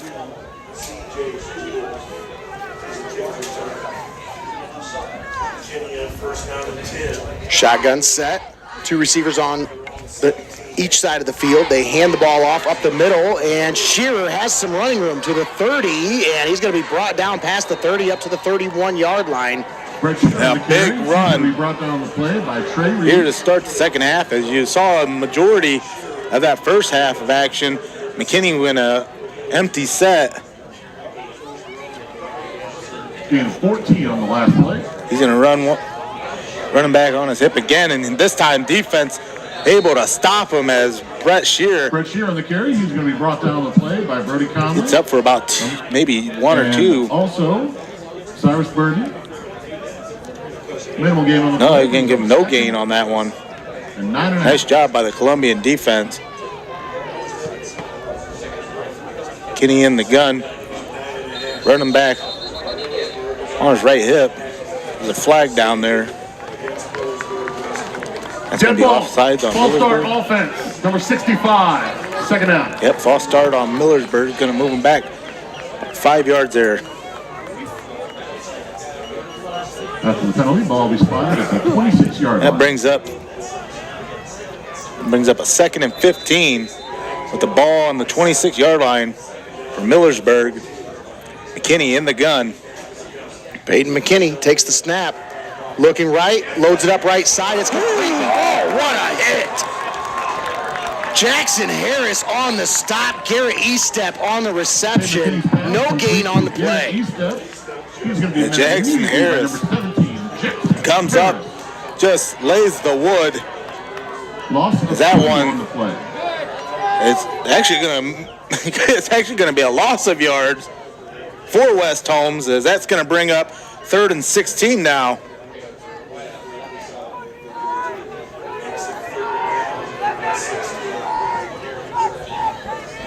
McKinney back in the gun, running back on his right hip. Loads it up, and it's incomplete. He was looking for Taylor. Taylor just unable. Just kind of badly thrown ball there, guys. Thrown low and behind him on that one. Yeah, that's what I was going to say, Greg, is kind of looked like it just went behind Taylor a little bit. That's going to bring up a 4th and 17 now. And bring out that punt unit. You need your quarterback to give you a catchable ball there in that situation. We talk about how many times McKinney's had to throw here. Boy, what a stop by that TC defense. That punt. On 2 consecutive drives. Yeah.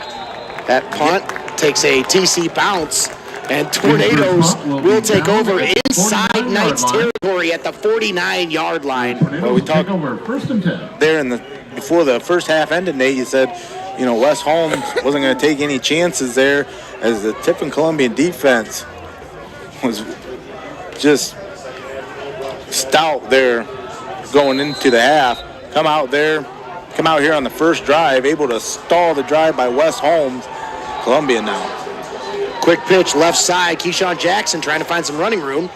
And he's got it up to about the 45-yard line before he's brought down.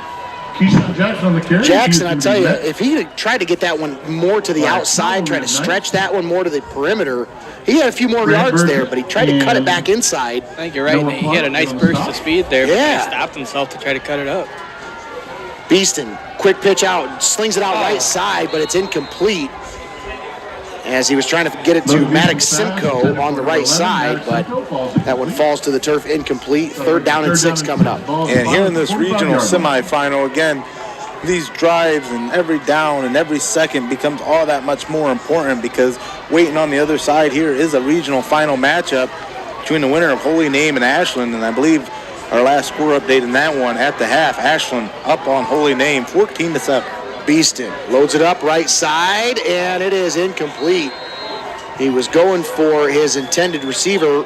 Logan Beeston's pass intended for Maddox Simcoe, ball incomplete. Maddox Simcoe, the intended receiver, right around the first down marker. But that will bring out the punt unit.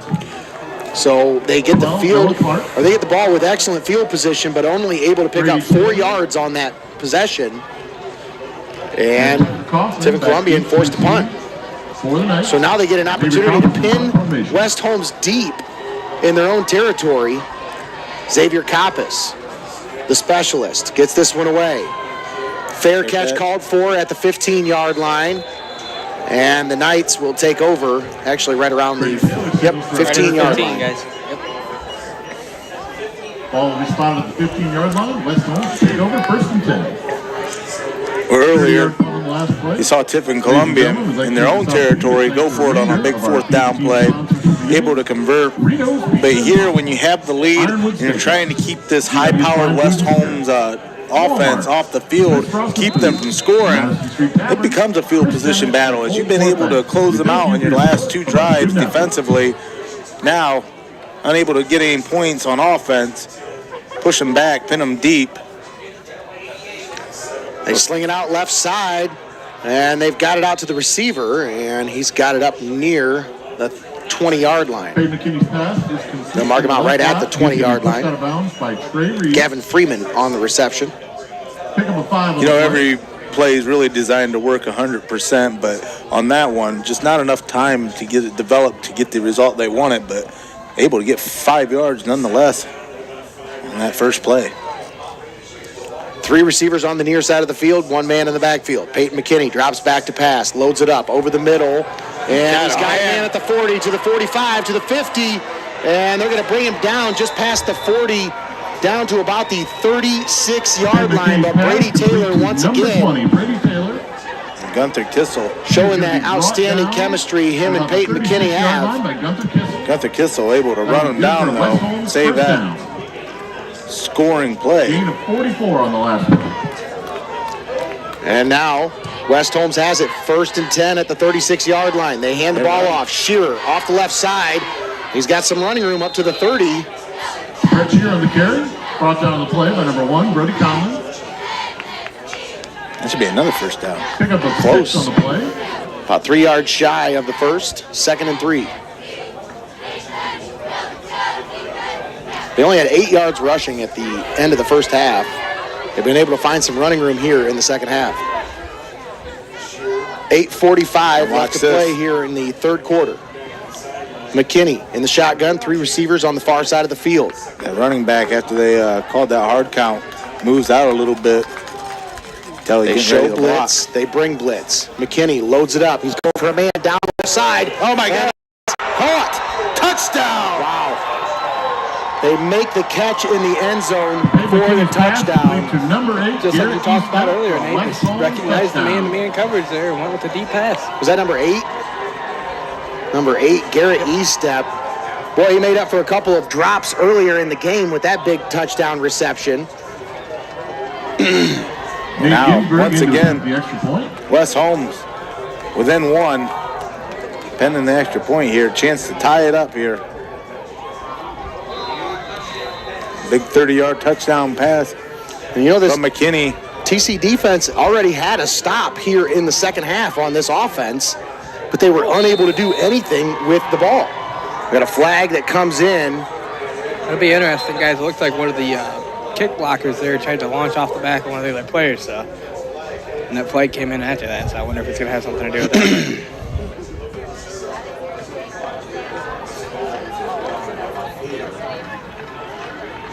Personal foul. Hurdling on the defense. Hurdling on the defense. That is indeed the call. Try is good. I thought he looked extra tall over there. So the try is good. Personal foul will be assessed on the kickoff. And the foul will be assessed on the kickoff. So West Holmes will probably be kicking off from about the 50-yard line. With 8:27 remaining here in the third quarter, it's a tie ball game. 21-21, 0-0 now. It's the way this offense got to look at it.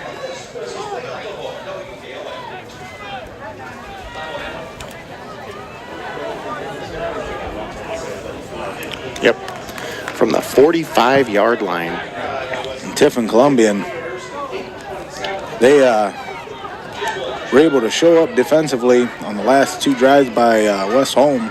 On that last drive, a couple big passing plays set West Holmes up within striking distance, and then that big 30-yard reception. Big plays have been the key for West Holmes here tonight, as all three of their touchdowns have come on plays of 30 or more yards. And those big plays, that's what got Columbian out of hot water 1 week ago, and that victory over Revere. The return man fields it in the end zone. That will be a touchback. Tiffin Columbian will take over from their own 20-yard line. So Columbian, last time they had the ball, had an excellent field position at the West Holmes 49-yard line. They were unable to move the ball. They punted the ball back to the Knights, and that West Holmes possession started at the 13-yard line, Tommy, and this was a field for the down. And that is going to be Beeston now on this drive, I believe. Beeston in at the quarterback position, fakes the handoff, loads it up. He's got it to his receiver, and that's caught at the 38-yard line. L.J. Reeves on the reception. Talk about accuracy and timing on the throw there, guys. He just knew he was going to come out and hit that slant route. He hit him right there in stride, right where it needed to be. Impressive throw there.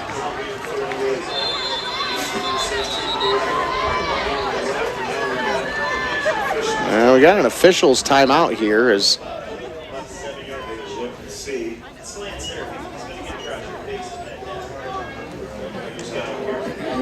they pump up the play clock and come back out and get set. Shotgun set. Two receivers on the far side of the field, one man in the backfield. Logan Beeston takes the snap, handoff up the middle, and they bounce it out to the left side. Oh, the ball and came Belleville out. on the carry. The ball came out, guys, but I think it went out of bounds there. So. Ball goes out of bounds, so luckily stays with Tiffin Columbian, but Belleville carries it forward for about a 3-yard gain, maybe 2. Gain of 2 on the play. Be 2nd and 8. That's a nice way to bounce that one out. Try to make chicken salad out of chicken, you know what. Too bad it was to the side of the field. Fake the handoff. Beeston loads it up over the middle. He's got a man at the 46-yard line. Maddox Simcoe on the reception. Way to haul that one in. He's going to be brought down on the play by Beeston doing an excellent job right now of reading the defense and finding the open man. These defenders are quick here, guys. You got to be able to sling that ball right in there. They get it out. It's complete. They've got it up to the 39-yard line. Simcoe again, I believe. Maddox Simcoe on the reception. Ball spotted to 39. Beeston, handoff up the middle, and nothing doing there. This lane's just closed so quickly, guys. Jackson the carry. He's going to be wrestled down by Lane Graham.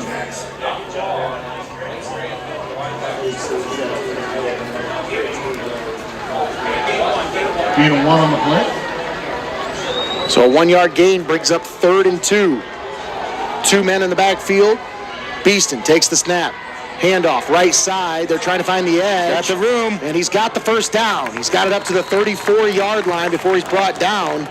Nice carry there on 3rd and 2 by Keyshawn Jackson to pick up the first down. Good play call there, guys. That's all you needed. Move the chains. Ball will be spotted at the 34-yard line. 2 men in the backfield. Logan Beeston in the shotgun. Beeston takes the snap. Looking, loads it up. He's got a man downfield at the 5 and into the end zone for the touchdown. Dropped it, guys. But he drops the pass. He bobbled a little bit. What? Just fell out of the basket there. What a backbreaker there. And a sigh of relief by Wes Holmes as they bring out a big breath. Drew Vasco, the intended receiver. 2nd and 10 coming up. They hand the ball off up the middle. They got some running room. Jackson, nice draw play there as they get it up to about the 26-yard line. They pick up about 8 of those yards, sets them up with a manageable 3rd down and 2. Well, that's how you do it, guys. You got to make them respect the pass game so you can open up the run game. 2 receivers on the near side. Beeston in the shotgun. Handoff. They're not going to And respect boy, the that Bears defense as they eat them up in the back. swallowed him up in the backfield. Big number 55, Brant Burgett, back there to make the stop. And a 4th down and 5 coming up here for Tiffin Columbian. That'll bring up a 4th and 5. Ball at the 34-yard line. See what they dial up here, guys. And tied ball game. 6:05 left to play here in the 3rd quarter. Fake the handoff. Beeston looking, loads it up. It's complete, but well short of the first down as they bring him down at about the 27-yard line. Brody Conley catches the pass, but he is about 2 yards short of the first down. So turnover on downs, back to the Knights. So a promising drive stalls out. And TC turns it over on downs back to the West Holmes Knights. Last time West Holmes was on the field, they were able to capitalize on a big touchdown pass from McKinney to Garrett Eastep. Yeah, both teams tonight really relying heavy on their defense to bail them out in some key situations, especially with teams driving downfield. 1st and 10. They bring a man in motion. McKinney back to pass. Got all the time. Loads it up over the middle, and it's picked off! Intercepted at the 48-yard line! They just laid in wait for that one. And Tiffin Columbian, they brought some guys back. They recognized something. Wow. That allowed them to that secondary to just sit on it and hawk. As it was just a sea of gray in the secondary, Nate. Brett Minnick on the interception for the TC defense. And boy, did they need that one right there. I don't know who McKinney was throwing that ball to. There was nobody around that one. That defense had to have him fooled on that one, guys, because, there wasn't even it wasn't even contested. There wasn't a receiver within 10 yards. Could have got intentional grounding on that one. 3 receivers on the far side of the field. High snap. They get the handoff. Oh, and he's Conley off the right side, but he stopped in the backfield. Swallowed up there. Got a hold of his ankle there and let him go. Who was that? Number Big number 22, Lane Graham on the stop. Another big stop. Lane Graham, as well. senior, 5'11", 220-pound linebacker. Bringing the wood. 2nd and 12. Beeston, oh no, that's Rogo. Back to pass, loads it up right. Right out of his. Boy, he telegraphed that throw, Tommy, and that defender was sitting on that route. Yeah. These defenders, like I said earlier, guys, they're quick, super quick. You got to be able to deliver that ball faster, or they'll be in front of it right there. And it's one thing I will say about Rogo. He has a strong arm, but he's got quite a long windup. So 3rd and 12. Back to pass. Rogo setting up the screen. They get it out to Jackson. He's got blockers out in front. He cuts it back. He's got the first down. And it's 30, 25, 20, 15, 10, 5. Touchdown! Tiffin Columbian! Keyshawn Jackson. 3rd and 12. 3rd and 12, long distance situation. Able to find an open spot in the field. Just off that screen. Turns on the the Jets and rockets ahead for a tornado touchdown. And now Tiffin Columbian retakes that lead. 5:08 remaining here in the third quarter. It was just an impressive run. I knew they were running the screen when they took Conley out and brought Keyshawn back in. 3rd and 12. You know what's coming. Well, guys, they had him tackled almost back to 20. And Koppas kick is up and no good. The extra point attempt is no good by Xavier Koppas, as the special teams unit did a good job of getting in there. Nearly got the block on that one, but I think they altered his routine just enough where he pulled that one to the right. That's another reason, again, now you really rely heavy on that defense to show up for you, because at one point, it can make all the difference in a tightly contested matchup like this one. Ladies and gentlemen, in the third quarter, Ashland and Holy Name Green Wave are tied up at 14. Tiffin Columbian and West Holmes just trading shots throughout this one, but West Holmes yet to deliver that blow that gets them out ahead, as they've been exchanging points, but Tiffin Columbian. Xavier Koppas in to attempt the extra point for the Tornadoes. Guys, did I just hear correctly in the stadium here that Ashland is tied up with? Yeah, it's 14-14 between Ashland and Holy Name. Another great game over there. For the Knights. Well, we still got a long way to go here at Frost-Kalnow Stadium in this Division III Region 10 semifinal. Nate Mullins, Tommy Hall here on the call. Return man fields it at the 8-yard line, to the 25, to the 30, and he's going to be brought down right at the 32-yard line. Stare on the return. Number 9. No, it's 34, I believe. 34 on the return. That's Emmett Myers. Another score update. Hopewell Loudon and Arlington tied at 28 in the fourth quarter. Ooh, another good game there. That should be a really good game. And the Chieftains, just like these Tornadoes, a chance to make that regional final appearance. But you got to get past West Holmes here first. 5 minutes to play in the third quarter. McKinney in the shotgun takes the snap, loads it up over the middle, and it's complete. He's got it to his man Taylor at the 42-yard line, good for a first down. Tell you what, Taylor, he definitely knows how to get open. Brady Taylor's got to be over 200 yards reception so far here in the game. He was at 162 at the end of the first half, and he's caught a couple of big ones here in the third quarter.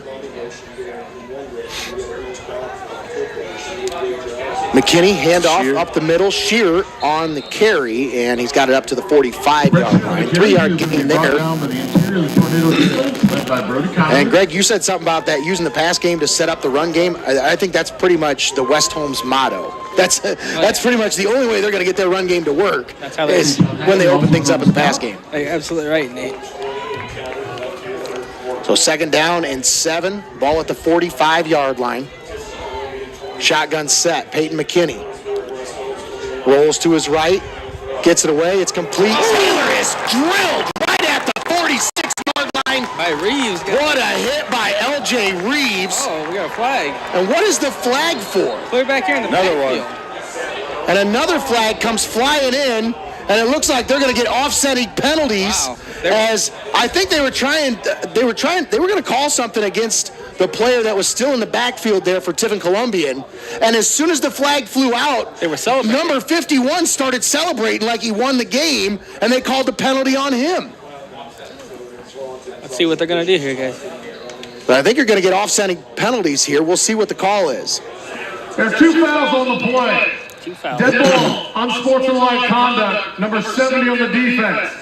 Also, dead ball, unsportsmanlike conduct, 51 of the offense. Yep. Those penalties offset. As they should, guys. I mean, it goes both ways down there when you're jacking your dogs. 2nd down and 7. Or no, 3rd down. This is a 3rd down situation. The play will count. So the result of the play was a 2-yard gain. 3rd down and 5 coming up. Boy, I'm glad you're here to hold my hand through this, Nate. As those offsetting penalties again, Is it third? It's 3rd and 5. McKinney brings a man in motion. They look, they try to set up the wide receiver screen. They've got blockers. And Taylor into the open field, and what a shoestring tackle, saving a touchdown there. Wow. Columbian able to go to the screen on a big 3rd down play earlier that resulted in a touchdown. That one could have went for more. Gunther Kissel on the tackle, saved what could have been a touchdown there by Taylor. That screen was just set up perfectly with all those blockers, guys. 1st and 10, ball at the 40-yard line. They hand the ball off, and the defense meets him as soon as he takes the ball. Well, they saw that play a couple times. One time they do the pitch out when they send that man in motion. The other time they run a draw. Well, the defense gets it right on that one. Just able to get in there and make a big stop. 2nd down and 12, ball at the 42-yard line. Impressed with this TC defensive line again here tonight, guys. Well, how can you not be? 2:40 left to play in the 3rd quarter. Empty backfield here. 4 receivers on the left side of the formation. But Wes Holmes still driving. Look at that staggered receiver McKinney set. loads it up over the middle, and he's got it to his receiver. What a catch there by Emmett Myers. He comes down with it. He's just short of the 1st down at about the 32-yard line. So 3rd and 2 coming up here for the Knights. That was an outstanding catch there by Myers, as he had a defender draped all over him. Still able to come down with that one. Yeah, I believe there's probably 3 hands on that ball there. 3rd down and 2. West Holmes has it at the 32-yard line inside Tiffin Columbian territory. Shotgun set. Peyton McKinney brings a man in motion. Now they hand off. Off the motion. Scherer is dropped in the backfield. Wow. I don't know how he got. How are they giving him forward progress back to the line of scrimmage? It was clear he never even got. I mean, I think he might have got to the 33, but they're giving him the 32-yard. Yeah, I think you're right there. As soon as he was handed that ball, he was hit. Here we go, another big 4th down play. 4th and 2 switch here now. Empty backfield set. Receivers sides of the field. 2 bunched at the top side of the field there, guys, and 3 down here on the bottom side. 4th and 2, Peyton McKinney in the shotgun, takes the snap, looks, now he's going to keep it himself, and he's got the 1st down. Inside the 30, down to the 28-yard line, but a flag flies at the end of the play. Peyton McKinney on the keeper, flag on the play. And give him a personal foul. I don't know who the personal foul is going to be against here, because it was a after the play flag. Let's see here, guys. Personal foul, late hit on the defense. Oh, wow. Half distance of the I think I'm ball. going to call that a 1st down. late hit on McKinney. Yeah. I mean, I'm not sure, guys. It doesn't look late to me, and especially when you take off running like that as a quarterback. Well, he was fighting for extra yards. Yeah, what do they expect? Well, we said earlier, when you're 6'4", the bigger you are, the harder you fall. And when you're falling and leaning forward, as you start coming down, you're still exposed if you're that big. So a 1st and 10 at the 14-yard line. They bring a man in motion. McKinney back to pass. They set up the wide receiver screen, but the defense is right there to bring him down for a loss. They do count as a 2-yard loss on the play. Back to the 16-yard line. West Holmes, though, still driving into the red zone now. Ball on the 16. 24 seconds left here in the 3rd quarter. This should be the last play of the 3rd quarter. McKinney looks to the sideline. Now he's got the play. Running back settles in behind him. They bring a man in motion. And it looks like they're going to get Tiffin Columbian offsides. Dead ball, encroachment, defense number 42. Kayshawn Hack jumps offsides, gets called for the encroachment penalty. Couple tornadoes there trying to time that snap. They saw the guy in motion. I thought maybe they're going to snap that ball for the motion man. I think a lot of times, and that's the end of the third quarter. Your score, Tiffin Columbian 27, West Holmes 21. We'll step aside, take a timeout. We'll be back with the exciting conclusion of tonight's game here on WTTF, AM 1600 and FM 93.3. First raffle, originally scheduled for Saturday, October 31st, has been postponed.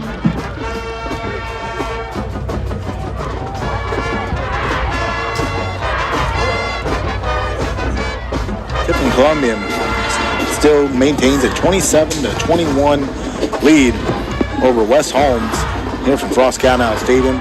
Just want to thank you for joining us on this live stream and Boxcast. However you're ingesting tonight's game, what have you.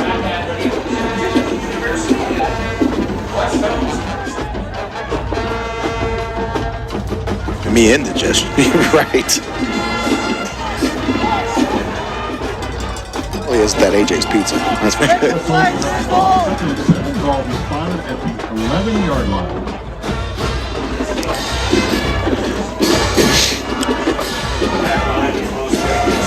LJ, make the play! Millersburg, West Make a play, please! Second down and 7.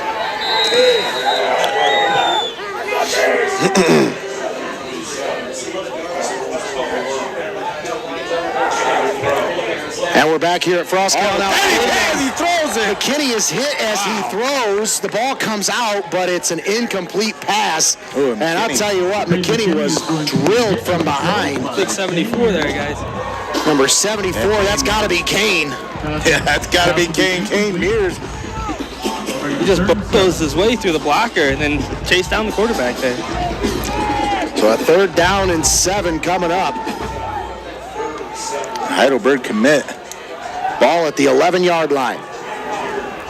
Peyton McKinney in the shotgun set. 1 man in the backfield, 3 receivers on the far side of the field. McKinney takes the snap, rolls to the right. And here comes from the backside. That's number 4, guys. Belfield brings the heat from the backside and brings down the quarterback at the 19-yard line. I mean, he just...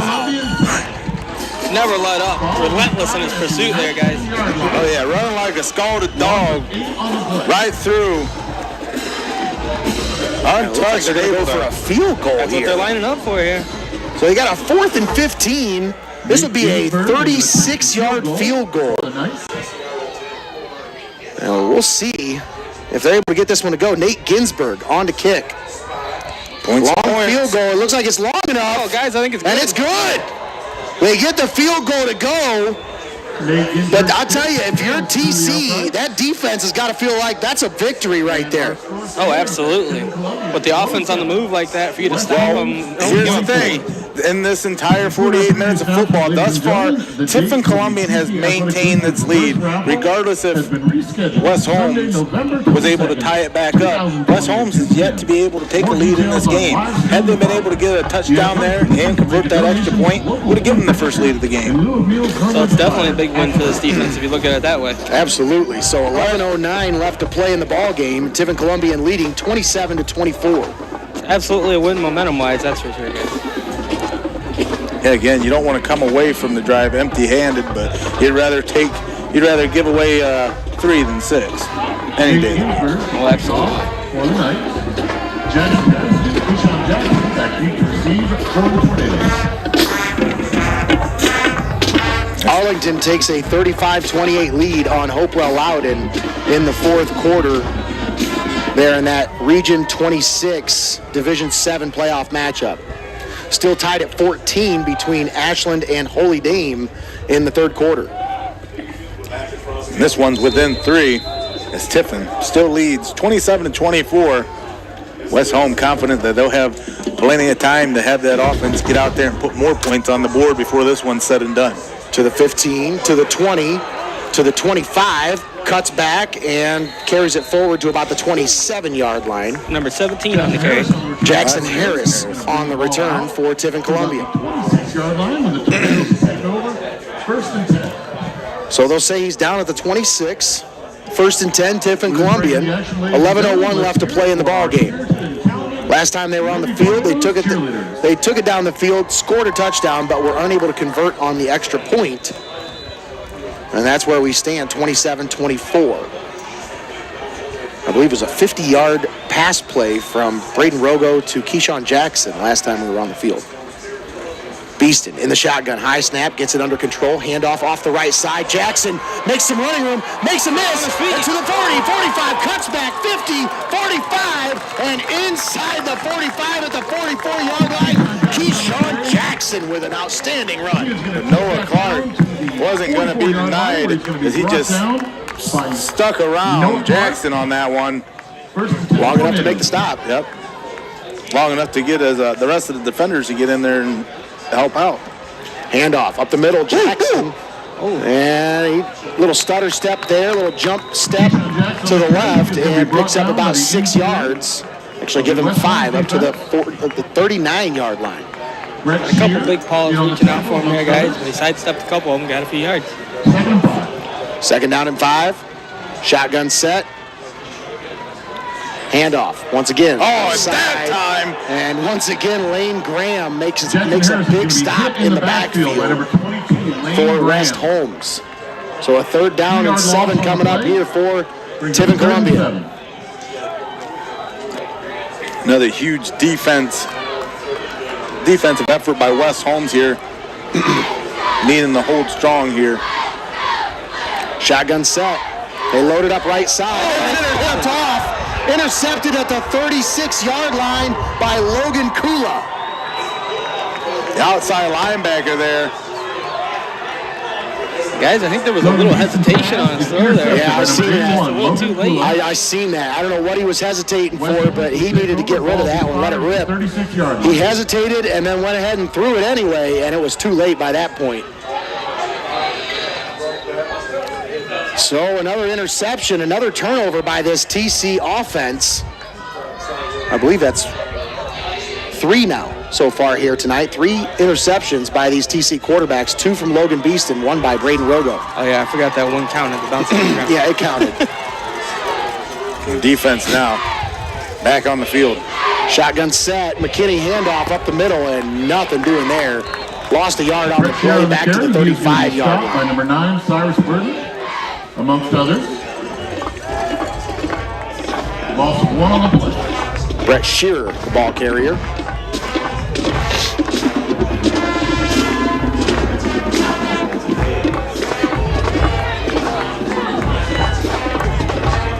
Shearer comes out. 5 receivers set, empty backfield. Peyton McKinney on the 2nd and 11 stands in the shotgun by himself. Drops back to pass. Looking, loads it up over the middle. He's got a man, and it's complete to the 50. And that's good for a first down. Garrett Estep on the reception. He almost lost that one there, guys. Down to the 49-yard line inside Columbian territory. 9:11 left to play here in the ball game. 27-24. Tiffin Columbian leading by 3. Peyton McKinney in an empty backfield. Shotgun set. 3 receivers on the far side, 2 on the near side. McKinney takes the snap. Looking, has pressure. Now loads it up, going over the middle. He's got a man down at the 15-yard line, but it's incomplete. Good defense. I like that. I tell you, that was great defense right there. He just threw the hands up. He saw the receiver turn around and his eyes got big, and he just said, you know what, I'm just going to stand here. That's number 15 on deflection there, guys. Gunther Kissel with an excellent heads-up defensive play there. I believe Gunther Kissel also came up with an interception earlier in this game. He did. So a 2nd down and 10.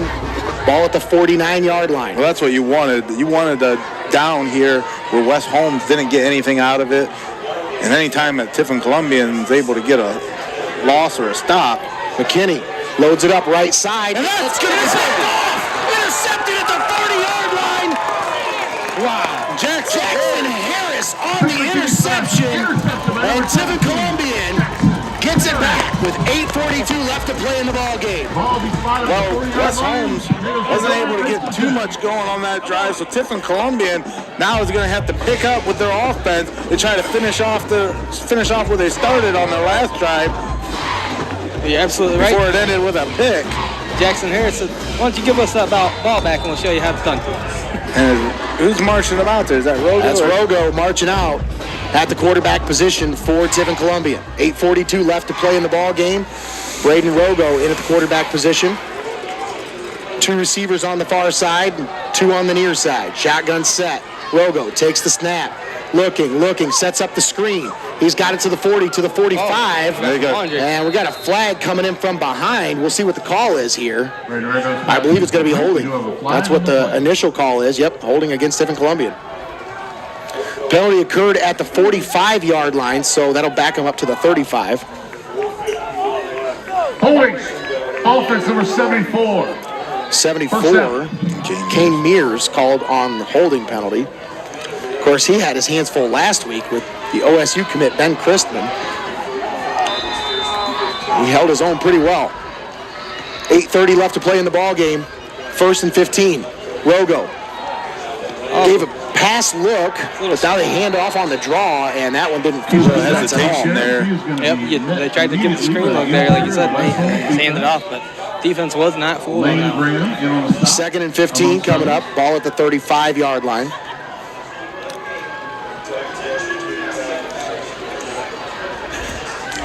Rogo standing in the shotgun with 1 man in the backfield. 2 receivers on each side of the field. Braden Rogo back to pass. Looking. Now he's going to step up in the pocket. He's got a roll. He's got some room, and he's up to the 45 and slides down to the 46-yard line. Braden Rogo picks up 11 yards on the quarterback scramble and sets up the TC offense with a much more manageable 3rd and 4. So wise heads-up play there by Rogo, guys. And he had to step away. He had a defender grabbing him from behind, and he was able to just break away from the tackle. Yeah, he didn't just step out of trouble. He pulled away from trouble. So a 3rd down and 4. They need to get it to midfield to convert this 1st down. 3 receivers on the near side of the field. Down to 13 seconds on the play clock. They're looking to the sideline for the play. They're going to take their time here. I think they have it. Down to 7 seconds. Now 3 seconds on the play clock. Rogo slings it out right side, complete. He has it. And they've got the 1st down up to the 46-yard line. That's a fresh set of downs for that TC offense. Now, does Tiffin Columbian continue that frenetic pace, or do they try to manage this ball game and limit the opportunities here? I'd say you go with what you got here with, maybe just slow it down just a little bit. But play calling wise, everything looks good tonight. And a handoff, Jackson off the left side. He carries it forward, maybe about a yard up to about the 46-yard line. Brought down the play, number 22, Lean Graham. And Jackson is hobbled. He's going to have to come off. He's been dealing with an ankle injury for the last couple of weeks. He came off the field in that first playoff game against Norton. But, you know, he's in a lot of pain right now. 2nd down and 9. They fake the handoff. And Rogo gets rid of it, and it's incomplete at the 25-yard line. A lot of contact, but they're going to go ahead and let him play down there. Braden Rogo's pass, number 3, L.J. Reeves, falls incomplete. L.J. Reeves, the intended receiver. On the coverage. 3rd and 9.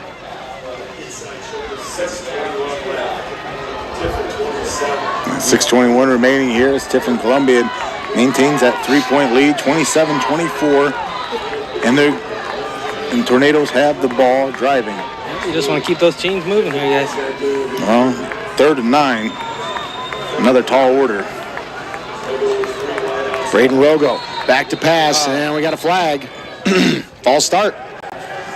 Columbian's going to get called for the illegal procedure. Number 5. Now 3rd and 9 becomes a 3rd and 15. And they move the ball back to the 49-yard line. I didn't see who jumped on that one. Did you see, Greg? I didn't see, actually. 49-yard line. Oh, you got 3rd and 14. 14 yards to go. I might be looking to Reeves here, guys. Back to pass. Rogo steps up in the pocket, gets rid of it on the left side, and it's incomplete. He was looking for his receiver right around the 34-yard line. Yeah, you got to send out the punt union here. You got the ball around midfield. You got a chance to pin them deep here. Try to allow your defense to get a stop. Coverage on the play by Tucker. 6:07 remaining. That'll bring up a 4th down. In each possession. punting formation for You start to get less and less now, Nate. And Tommy, if I'm this punt unit team, I don't punt it anywhere near either one of these return men. Punt it out of bounds somewhere around the 20-yard line. Xavier Coppice angles the punt, and this one's going to be a low punt, and it's going to take a Columbian roll all the way down to the 12-yard line Before it rolls back. before they down it right there. They're going to say down at the 13-yard line, so that's where West Holmes will take over. 5:57 left to play in the ball game. Tiffin Columbian clinging to a 27-24 lead here at Frost-Kalnow Stadium. Score update from Hopewell Loudon and Arlington. Chieftains tie it up. It's now tied 35-all in the fourth quarter. Still tied at 14 between Ashland and Holy Name. This is a heck of a Friday night regional semifinal all around the area. 1st and 10. McKinney, handoff up the middle, and Shearer carries it forward for about 2, maybe 3 yards, up to about the 16-yard line. But you got to think here, guys. They're expecting Columbian to play that pass defense, knowing how good their pass game is. So why not try to hit big with the run there? Well, you also want to give yourself a little bit of room. 2nd and 7. Get out of that dangerous territory. 5:30 left to play in the ball game. McKinney in the shotgun set, one man in the backfield, 3 receivers on the near side. They pitch it out left side. It's complete. They've got it up to the receiver, and he's got it up to the 20-yard line. Emmett Myers on the reception. 3rd and 4. 3rd and a long 3. Yep. Generous. Ball at the 20-yard line. Peyton McKinney in the shotgun set. One man in the backfield with him. 3 receivers on the near side, 1 on the far side of the field. McKinney takes the snap, handoff. Running back carries it forward. Shearer is going to be stood up and driven backwards. I think it might have given him maybe a half yard of forward progress, but that's about it. 4th down and 2 coming up. And this is a decision, Tommy. Yeah, you got to punt it. You're going to have to punt this one. With this field position, guys. Oh, they're second-guessing themselves. Look, they've got units coming on and then back off the field. Yeah, they're going to keep the offense on the field here. Oh, this could cost them the game. 20 seconds left. Well, like we always on say, the play clock. there's a difference between playing to win. No, it's And McKinney gets the pooch punt away. But wait a minute. Was there a timeout call? I think Columbian called a timeout. Columbian, they're first. Yep. Yeah, they didn't want to be caught there in a position that was unfavorable, so they wanted to make sure that, hey, we make sure we get our guys lined up and get them where we want them. Yeah, it absolutely looked like they were going to go for it there with the 3 wide receivers set down to the close side here, guys, and then they just reach that punt right back there. Nobody. I think that's a beautiful play if you have the lead. Yeah. Because you force the defense to burn a timeout there, and that becomes all that much more important. But now, you know, you really can kind of regroup and think this one out. Do you try to do something cute and with a chance to give the defense, give Columbian the ball on their own territory, or do you just get this one out? I'll tell you when it Punt comes it away. to You got to punt it away. You got to punt this to one the away. kicks here tonight, guys. Columbian's been close to blocking a few. I just Good point, Greg. Jackson Harris back deep to receive. Jackson Harris back deep to return for Tiffin Columbian. Also, Reeves is going to come back here now, too, guys. And this is something where, I don't know, if I'm the special teams coach, I'm telling him, watch the fake. Low snap. Oh, They blocked it! And they're following at the 2-yard line, but Columbian is going to get the possession at the 2-yard line. Take over difference as they get the ball back. In the red zone to take over on this drive. What a tremendous heads-up play by this special teams unit. What did I just say there, Nate? You just called it, Greg. You said they've been close tonight. They have been so Multiple times they've been close, and they finally got to him on a bad snap. They blocked the punt, and now TC offense takes over at the 2-yard line of the West Holmes Knights. now you wish you could have had that one back just to go for it on 4th and 2. Oh, absolutely. Easton takes the snap, handoff up the middle. They carry it forward. He's still moving. But he's going to be German just short.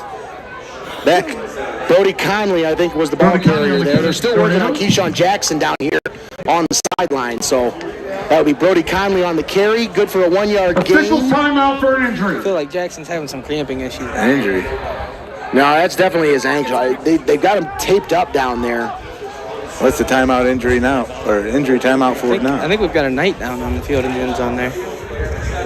West Holmes player down on the field. We'll take this opportunity to thank our sponsors. Yeah, we want to thank our community-minded sponsors helping bringing you this Region 10 Division 3 semifinal match. We want to thank Chris Schaefer Insurance, Coppers Motors, Dundor Plumbing and Heating, Financial Design Insurance Agency, First Bank of Tiffin, Fort Ball Pizza Palace, Great Lakes Ace Hardware, Harrison Price Insurance, Integrated Orthopedics, Lee's Famous Recipe Chicken, Lee's Floor Coverings, Kubler Shoes, Kuhn Sales and Service, NWO Orthopedics, Phillips Electric, Reineke Tiffin Ford, Rogers Flowers, Superior Credit Union, Tiffin Brake and Wheel, Tiffin Deluxe Services, Tiffin University, and Your Legacy Federal Credit Union, all proud sponsors helping you bring high school football to you right here on WTTF. This Division 3 Region 10 semifinal matchup live from Frost-Kalnow Stadium here in Tiffin, Ohio. 3:57 remaining in the fourth quarter here. Tiffin with a 3-point lead, 27-24, and the ball on the 2-yard line. Brant Burgett, number 55, the player down on the field, able to walk off on his own power here with some help from some trainers. That's definitely going to be a loss for that West Holmes Knights line on both sides of the ball, as he's really been leading the way on the offensive side of the ball, and he's been in the backfield quite a few times here tonight. Some score updates. Hopewell Loudon was down 35-28 at one point. Now they have taken the lead 42-35 in the fourth quarter over Arlington. Wow, there can't be much left in that fourth quarter. Really, that's what I'm thinking myself. Still no update from the Ashland Holy Name game. Still tied at 14 according to ScoreStream. Now it looks like they line up here at about the 1-yard line. Get everything set and machine play here, guys.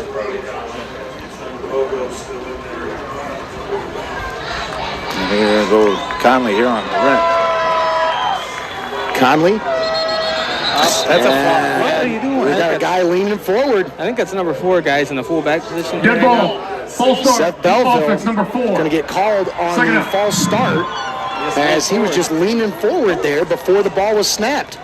That's got to be a cadence thing, though, because, you know, with the two different quarterbacks, you know, it makes me wonder if maybe there was a different cadence there with Rogo, that maybe he was, you know, he was expecting that ball to be snapped at a certain time, and then he just kind of like got caught leaning because it wasn't snapped when he thought it was going to. I don't know. There's got to be something going on. It's got to be something down there, because it's been a couple of situations where there's been false starts. Right, and at this point in the season, you know your cadence. Mm-hmm.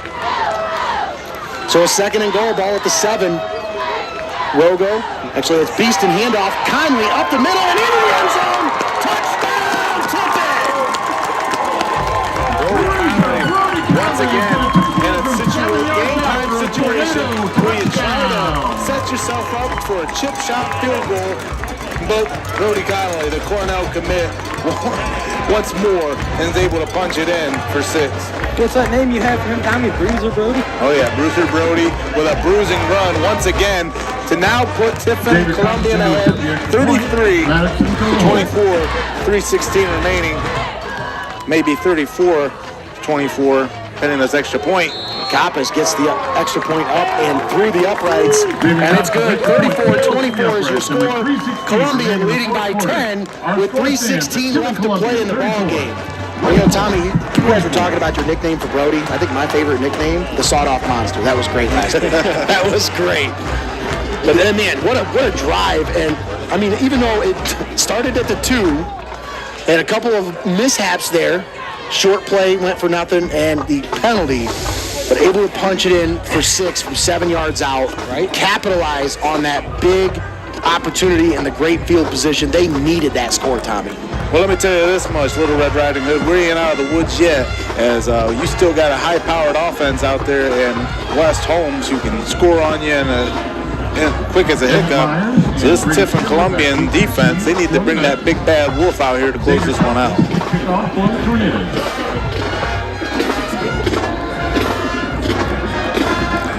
This TC defense forced a 3 and out the last time they were on the field, and then blocked the punt to set up the offense at the 2-yard line.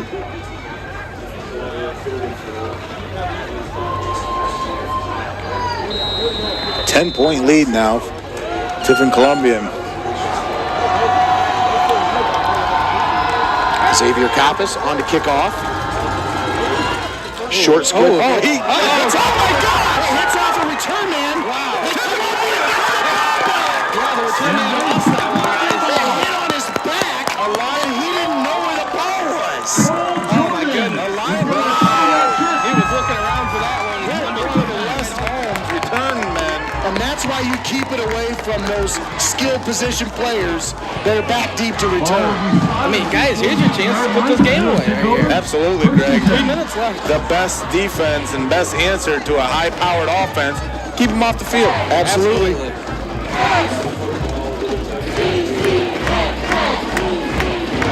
What a turn of events here for Tiffin Columbian. Now, do you press on the gas here, or do you really try to do some more time management, even with a 10-point advantage? I think you hand the ball off on this first play. You see what you can get. Absolutely.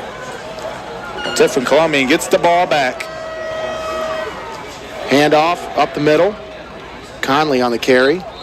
As a special teams, and for the second straight week, has really made the difference and changed the complexions of these late ball games. West Holmes took a timeout there, guys. Timeout taken by the Knights with 3:08 left to play here in the ball game. We'll keep it right here.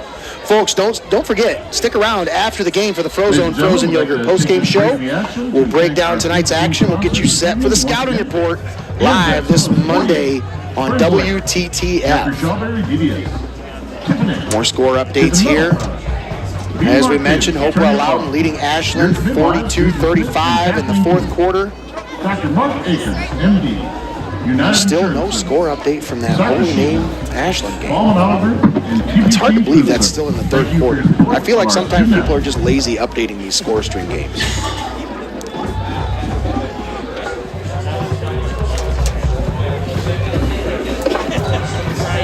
Let's see what they dial up here on 2nd and 10, guys.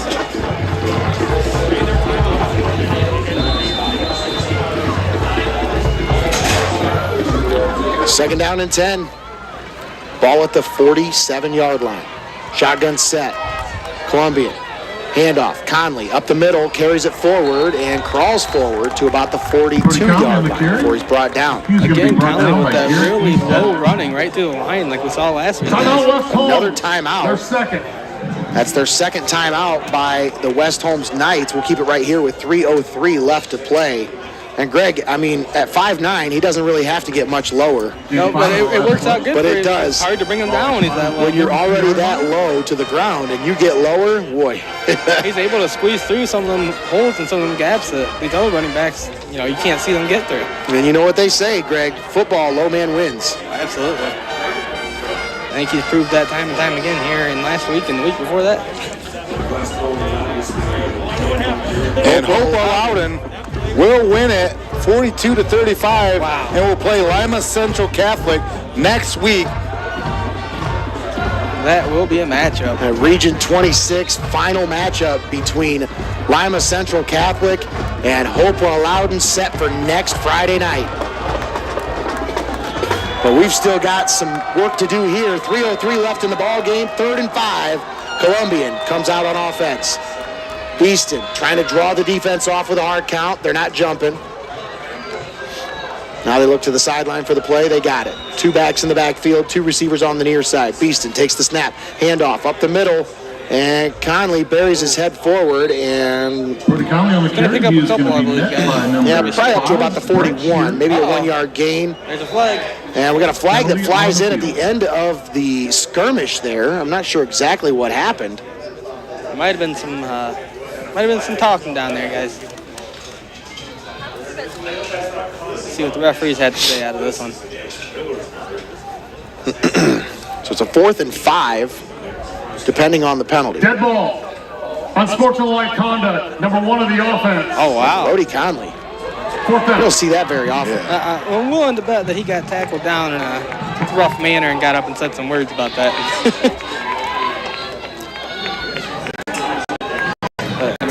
nature of the game. West Holmes, their third and final. West Timeout. Holmes uses their final timeout there, guys.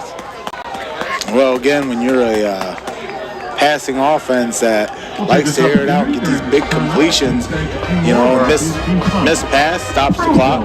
Reception out of bounds, stops the clock. First down, stops the clock till they reset, change. I mean, West Holmes has plenty of time offensively. So stay fourth down here, guys, after that penalty. It will be fourth and about 20. 19, actually. Fourth and 19 coming up.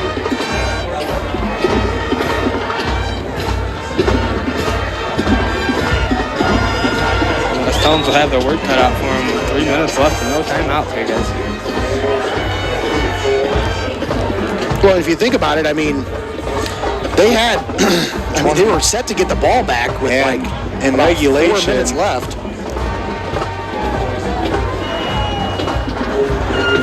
Holy Name and Ashland, 19 seconds left, 14-14 still with 19 seconds left in the fourth quarter, and it looks like That one might go into overtime here tonight, guys. well, I think Ashland's driving here. Can't really tell who it is, but nonetheless, Fourth and long, Xavier Kappas on to punt, gets the punt away. It hits at the 35 and takes a TC roll to about the 30-yard line. And I'll tell you, Tommy, that's one of those plays where if you're on the return coverage unit, don't even down it. Just let that one die out. You don't have to down that ball. You can completely just stand around it and wait for the referee to blow it dead. That could have let them burn off a couple more seconds there, but I think they did kind of allow that to burn out a little bit, but I think they were worried about the bounce going the wrong way for them, so they wanted to stop that. So first and 10. West Holmes has it at the 30-yard line. McKinney in the shotgun set, empty backfield. Drops back, looking, pressure, and he's dropped in the backfield for a loss. And that's what happens when your secondary has great coverage like that, guys. Quarterback's got nowhere to go with the that's ball. definitely going to drain some clock. Brought down the backfield by Tayshawn, Cassius Hatley, Tayshawn Hatley, DeVore. and Decker DeVore. Wow, the Legion of Doom. Animal Hawk put a doomsday device on McKinney there. Shotgun set, one man in the backfield. Peyton McKinney takes the snap, looking, loads it up over the middle. Again! Intercepted by who?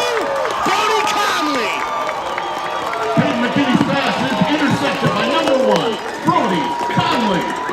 Brody Conley picks it off at the 35-yard line, and Tiffin Columbian will take over. Remember what I said about earlier in this game, West Holmes with that high-powered air raid offense, it's a double-edged sword. Oh, absolutely, Tommy. When you've got to sling it out and you've got to throw it like that, that's more potentials for those turnovers. Hopewell Loudon defeated Arlington. So Hopewell Loudon defeats Arlington to move on to the regional final. Next Friday. Columbian's Holy Name in Ashland, 14-14 in overtime now, as after Holy Name was driving from the red zone. looks like the victory formation here, guys. With no time First left. and 10. And Columbian will take a couple steps back and take a knee. Braden Rosen will take a knee for the tornado. There's nothing West Holmes can do here with no timeouts left. That's exactly right, Greg. There's no better feeling than lining up in that victory formation. But I'll tell you what, it doesn't get much better than punching your ticket to a regional final matchup next Friday night. And Ashland remain tied at 14 apiece in overtime. Talk about So I exciting. believe for the fifth time in program history, Tiffin Columbian will make their regional final appearance. Off of some great TC teams in the past. Braden Rosen will take a snap for the tornado and take a knee.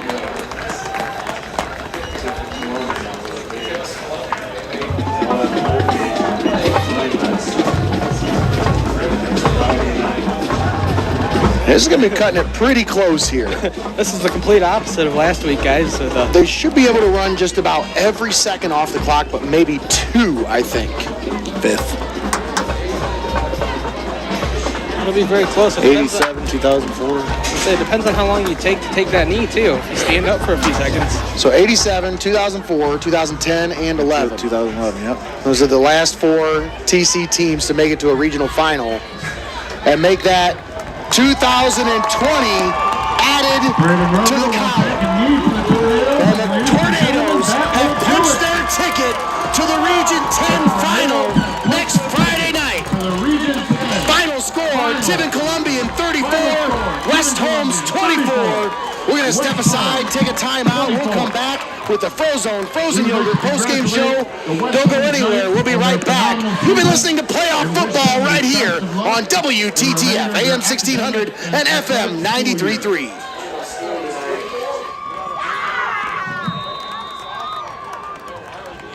And it's alma mater singing time, ladies and gentlemen.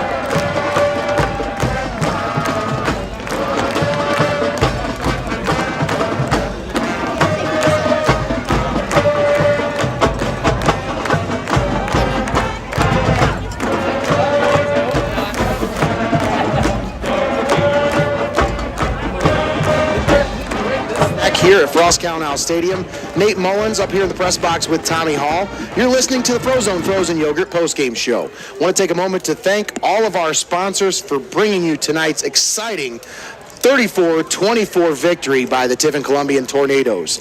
Once again, thanks to our pregame show sponsor, UIS Insurance and Investments, our halftime show sponsor, Little Hugo's Ice Cream, and once again, you're listening to the Frozone Frozen Yogurt postgame show.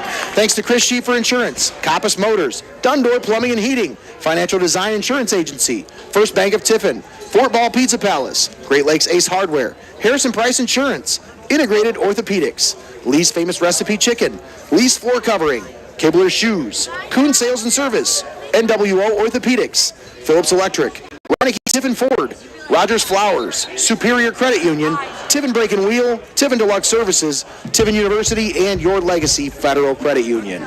Once again, your final score, Tiffin Columbian 34, West Holmes 24.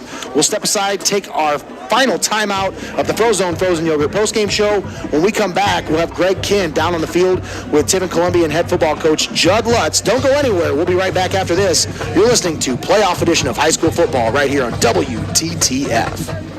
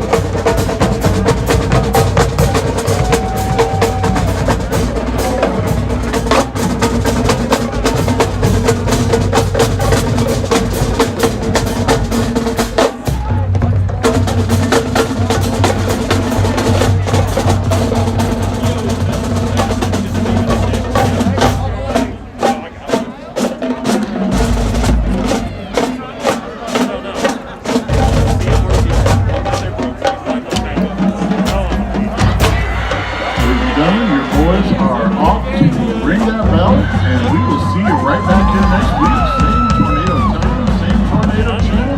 Please drive safely on your way home.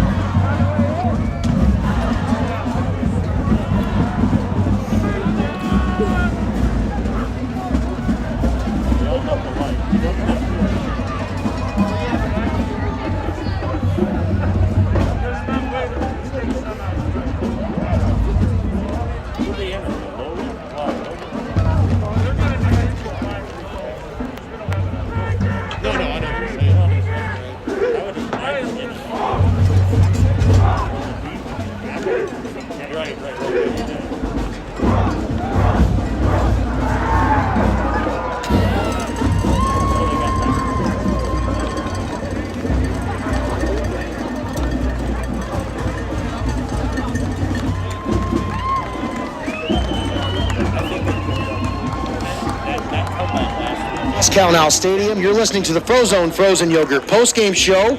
We've got Greg Kinn down on the field with Tiffin Columbian head football coach Judd Lutz. Greg, take it away.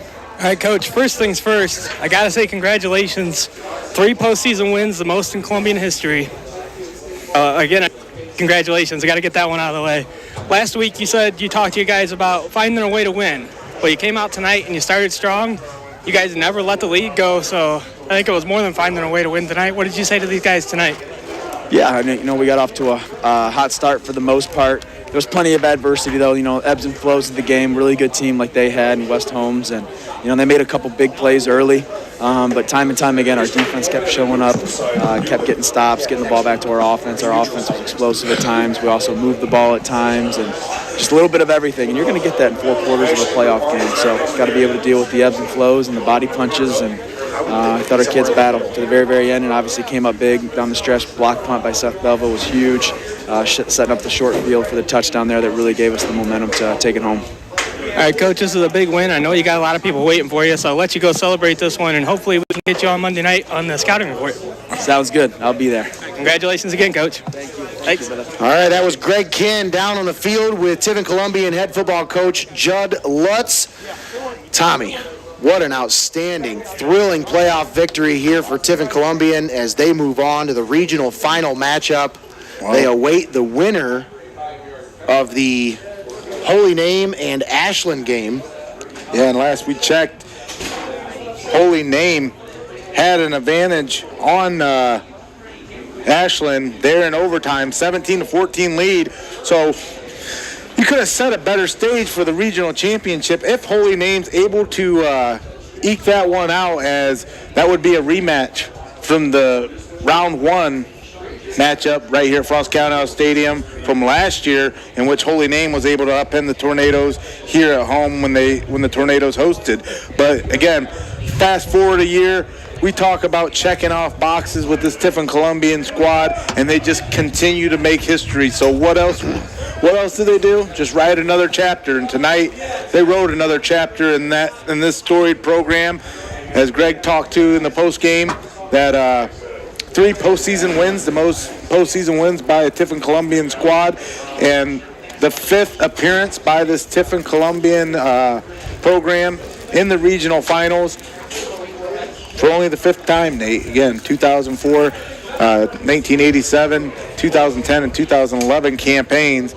But this is a very special squad, and it doesn't surprise me that this may be the team that can make that next step. But congratulations once again, Tiffin Columbian, with a huge win to get them into the regional championship game next Friday night, Nate.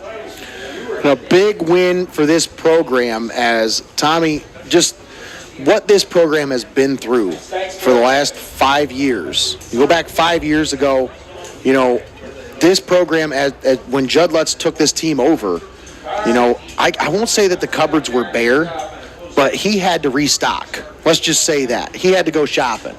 And it's taken him a few years to get that farm-to-table team. But here we are in year 5 of Judd Lutz's coaching career here at Tiffin Columbian, and you're starting to really see the fruits of the labor that they put in those first couple of years. Because you talk about it, Tommy, this senior class, even though it is a smaller senior class, this is the same senior class that went 0-10 as freshmen. So just the growth and development of this team from then until now, I mean, it's just outstanding. I can't say enough about Judd Lutz and his staff and what they've been able to accomplish here in 5 years.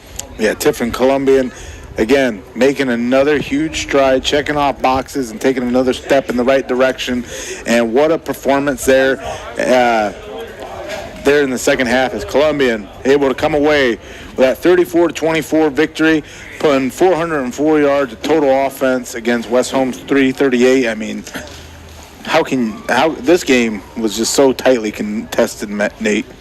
And 3 interceptions thrown by Tiffin Columbian quarterbacks, 4 thrown by Peyton McKinney here tonight by West Holmes. You talk about some of the other stats in this one. Logan Beeston, 16-29 for 177 yards, 1 touchdown, 2 interceptions. Braden Rogo, 3 for 5, 100 yards, 2 touchdowns, 1 interception. We talked about Peyton McKinney. 18 of 24, 24 of 38, 323 yards, 3 touchdowns, 4 interceptions for McKinney on the night. But the one kid that really stood out to me for these nights, Brady Taylor, 12 catches, 231 yards, and 2 touchdowns on the night. But I'll tell you, his counterpart on the other side of the field, LJ Reeves, 6 catches, 120 yards, and a touchdown. Keyshawn Jackson, listen to this, Tommy, 23 carries, 102 yards, and a touchdown, and 2 catches for 61 yards and a touchdown through the air. So almost 200 yards of total offense there for Keyshawn Jackson tonight, and just finding ways to impact the game however he can whenever he gets his hands on the ball. Yeah, we'll have to stay up to date with his situation, as again, don't know exactly where he'll be as far as that regional final contest is next Friday night. And then we're still waiting the final from that Holy Name and Ashland game, as Tiffin Columbian will play that team, one of those teams, in the final. I want to say it's Holy Name. They changed it from first overtime now to the 4th quarter, and it says Holy Name 17, Ashland 14. So I don't know if it's a final. We'll have to wait. I guess the best place to find out would be to tune into the scouting report this Monday night here on WTTF. Wouldn't you say so? Oh, absolutely. And then, we should have special guest coach Judd Lutz on again to talk about this big game tonight. Give him a couple of days to digest all this and let it sink in. Then you can ask him all the good, hard-hitting questions, Nate. Some more stats from this one. Maddox Simcoe, 6 catches, 52 yards. Bryce Rogo, 3 catches, 42 yards, and a touchdown. And 4 interceptions, 1 each for Jackson Harris, Brody Conley, Gunther Kissel, and Brett Minnick. Guys, we've seen a reoccurring theme here in the playoffs with this Columbian Tornadoes team. It's the fact that they've been playing a complete team on all 3 phases of the game, and they did it again here tonight. Just 15 yards rushing for West Holmes tonight compared to 127 for Tiffin Columbian.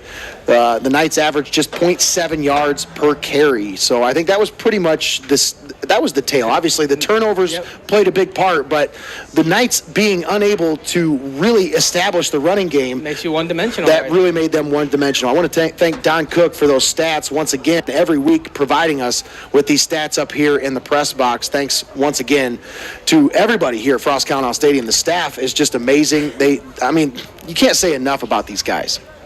But once again, big win, 34-24, Tiffin Columbian moving on to the next round, the regional final. And Greg, I hate to talk about this kind of stuff, but you're 3 wins away from a title. You've got 3 wins. Well, trust me, Nate, I was already on the internet today looking up the brackets, trying to figure out exactly how far away we are from a state title. And, man, I'm salivating. I can taste it, and I know these guys can too. Oh, absolutely. And I'll tell you, this one was one for the ages here tonight. Not quite as exciting as last week, but you still had a 27-24 game with about 4 minutes left in the fourth quarter. This one was pretty close for most of this ball game. Well, that's what I was saying. At the end of this game was a complete opposite from last week, where you had all the excitement at the end of the fourth quarter. As to this one, you just were kneeling on the ball. But I'll tell you what, I'll trade in the excitement for the being scared of how close the game is any day. So Yeah, absolutely. I like being in control like that. For sure. All right, guys, any final thoughts before we wrap things up here tonight? I mean, it was just another, like I said, another complete football game.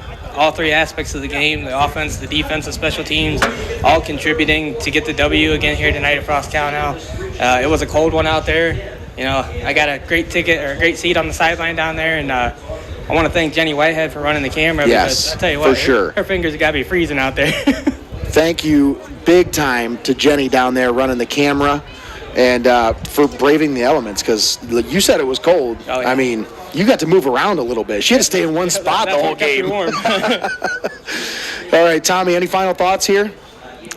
Well, again, we may see a rematch of the 2019 opening round playoff matchup between Tiffin Columbian and Parma Heights Holy Name. Perhaps this time it might be for a regional championship, but Parma Heights still up 17-14 in that overtime game. I believe that's a final. I'm not positive, but I believe that is a final. Well, we'll know for sure come Monday. Yeah, yes, we will. Make sure you tune in this Monday night for the Scouting Report live in the WTTF studios. And just one more thing, guys. I just want to say a big congratulations to Hope Loudon tonight. Yeah. I heard you guys talking about that one over the air. Big win. This game, yeah. And that's huge for them. Program. Because, I mean, you think about it, just how much they've had to overcome over there at Hopewell Loudon. I mean, this is Brian Calatrulio's fifth year as well. And, I mean, just in the time that he's been there, you know, when he first started out there, they were in the BVC. Ashland, who they playing tonight? Arcadia. No. Oh, I just had it, dang it. But anyways, they're in the BVC, and every single year they have to play these tough opponents every single year. Arlington is who I was trying to think of. They had to play Arlington every single year, and, I mean, Arlington took it to them on a regular basis every year. And then you saw what happened tonight. It was a great matchup, but it's not like the teams of the past, you know? Exactly, and that's got to feel good for Calatrulio and his staff going forward. And like you said, starting off the year the way that they did and all the roadblocks and things they had, and they kind of almost seemed like they were forgotten about by some people. Nobody really talked much about Hopewell out until the end of the season, and then look at them showing out again here in the playoffs. Absolutely.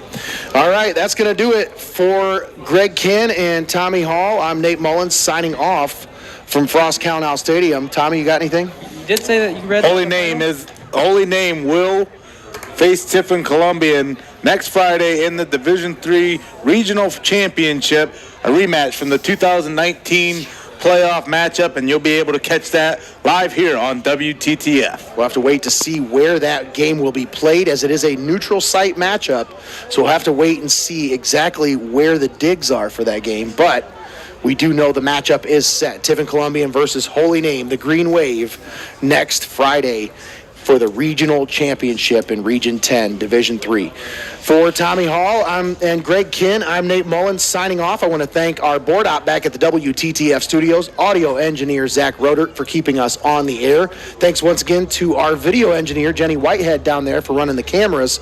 And thanks to all of you for tuning in.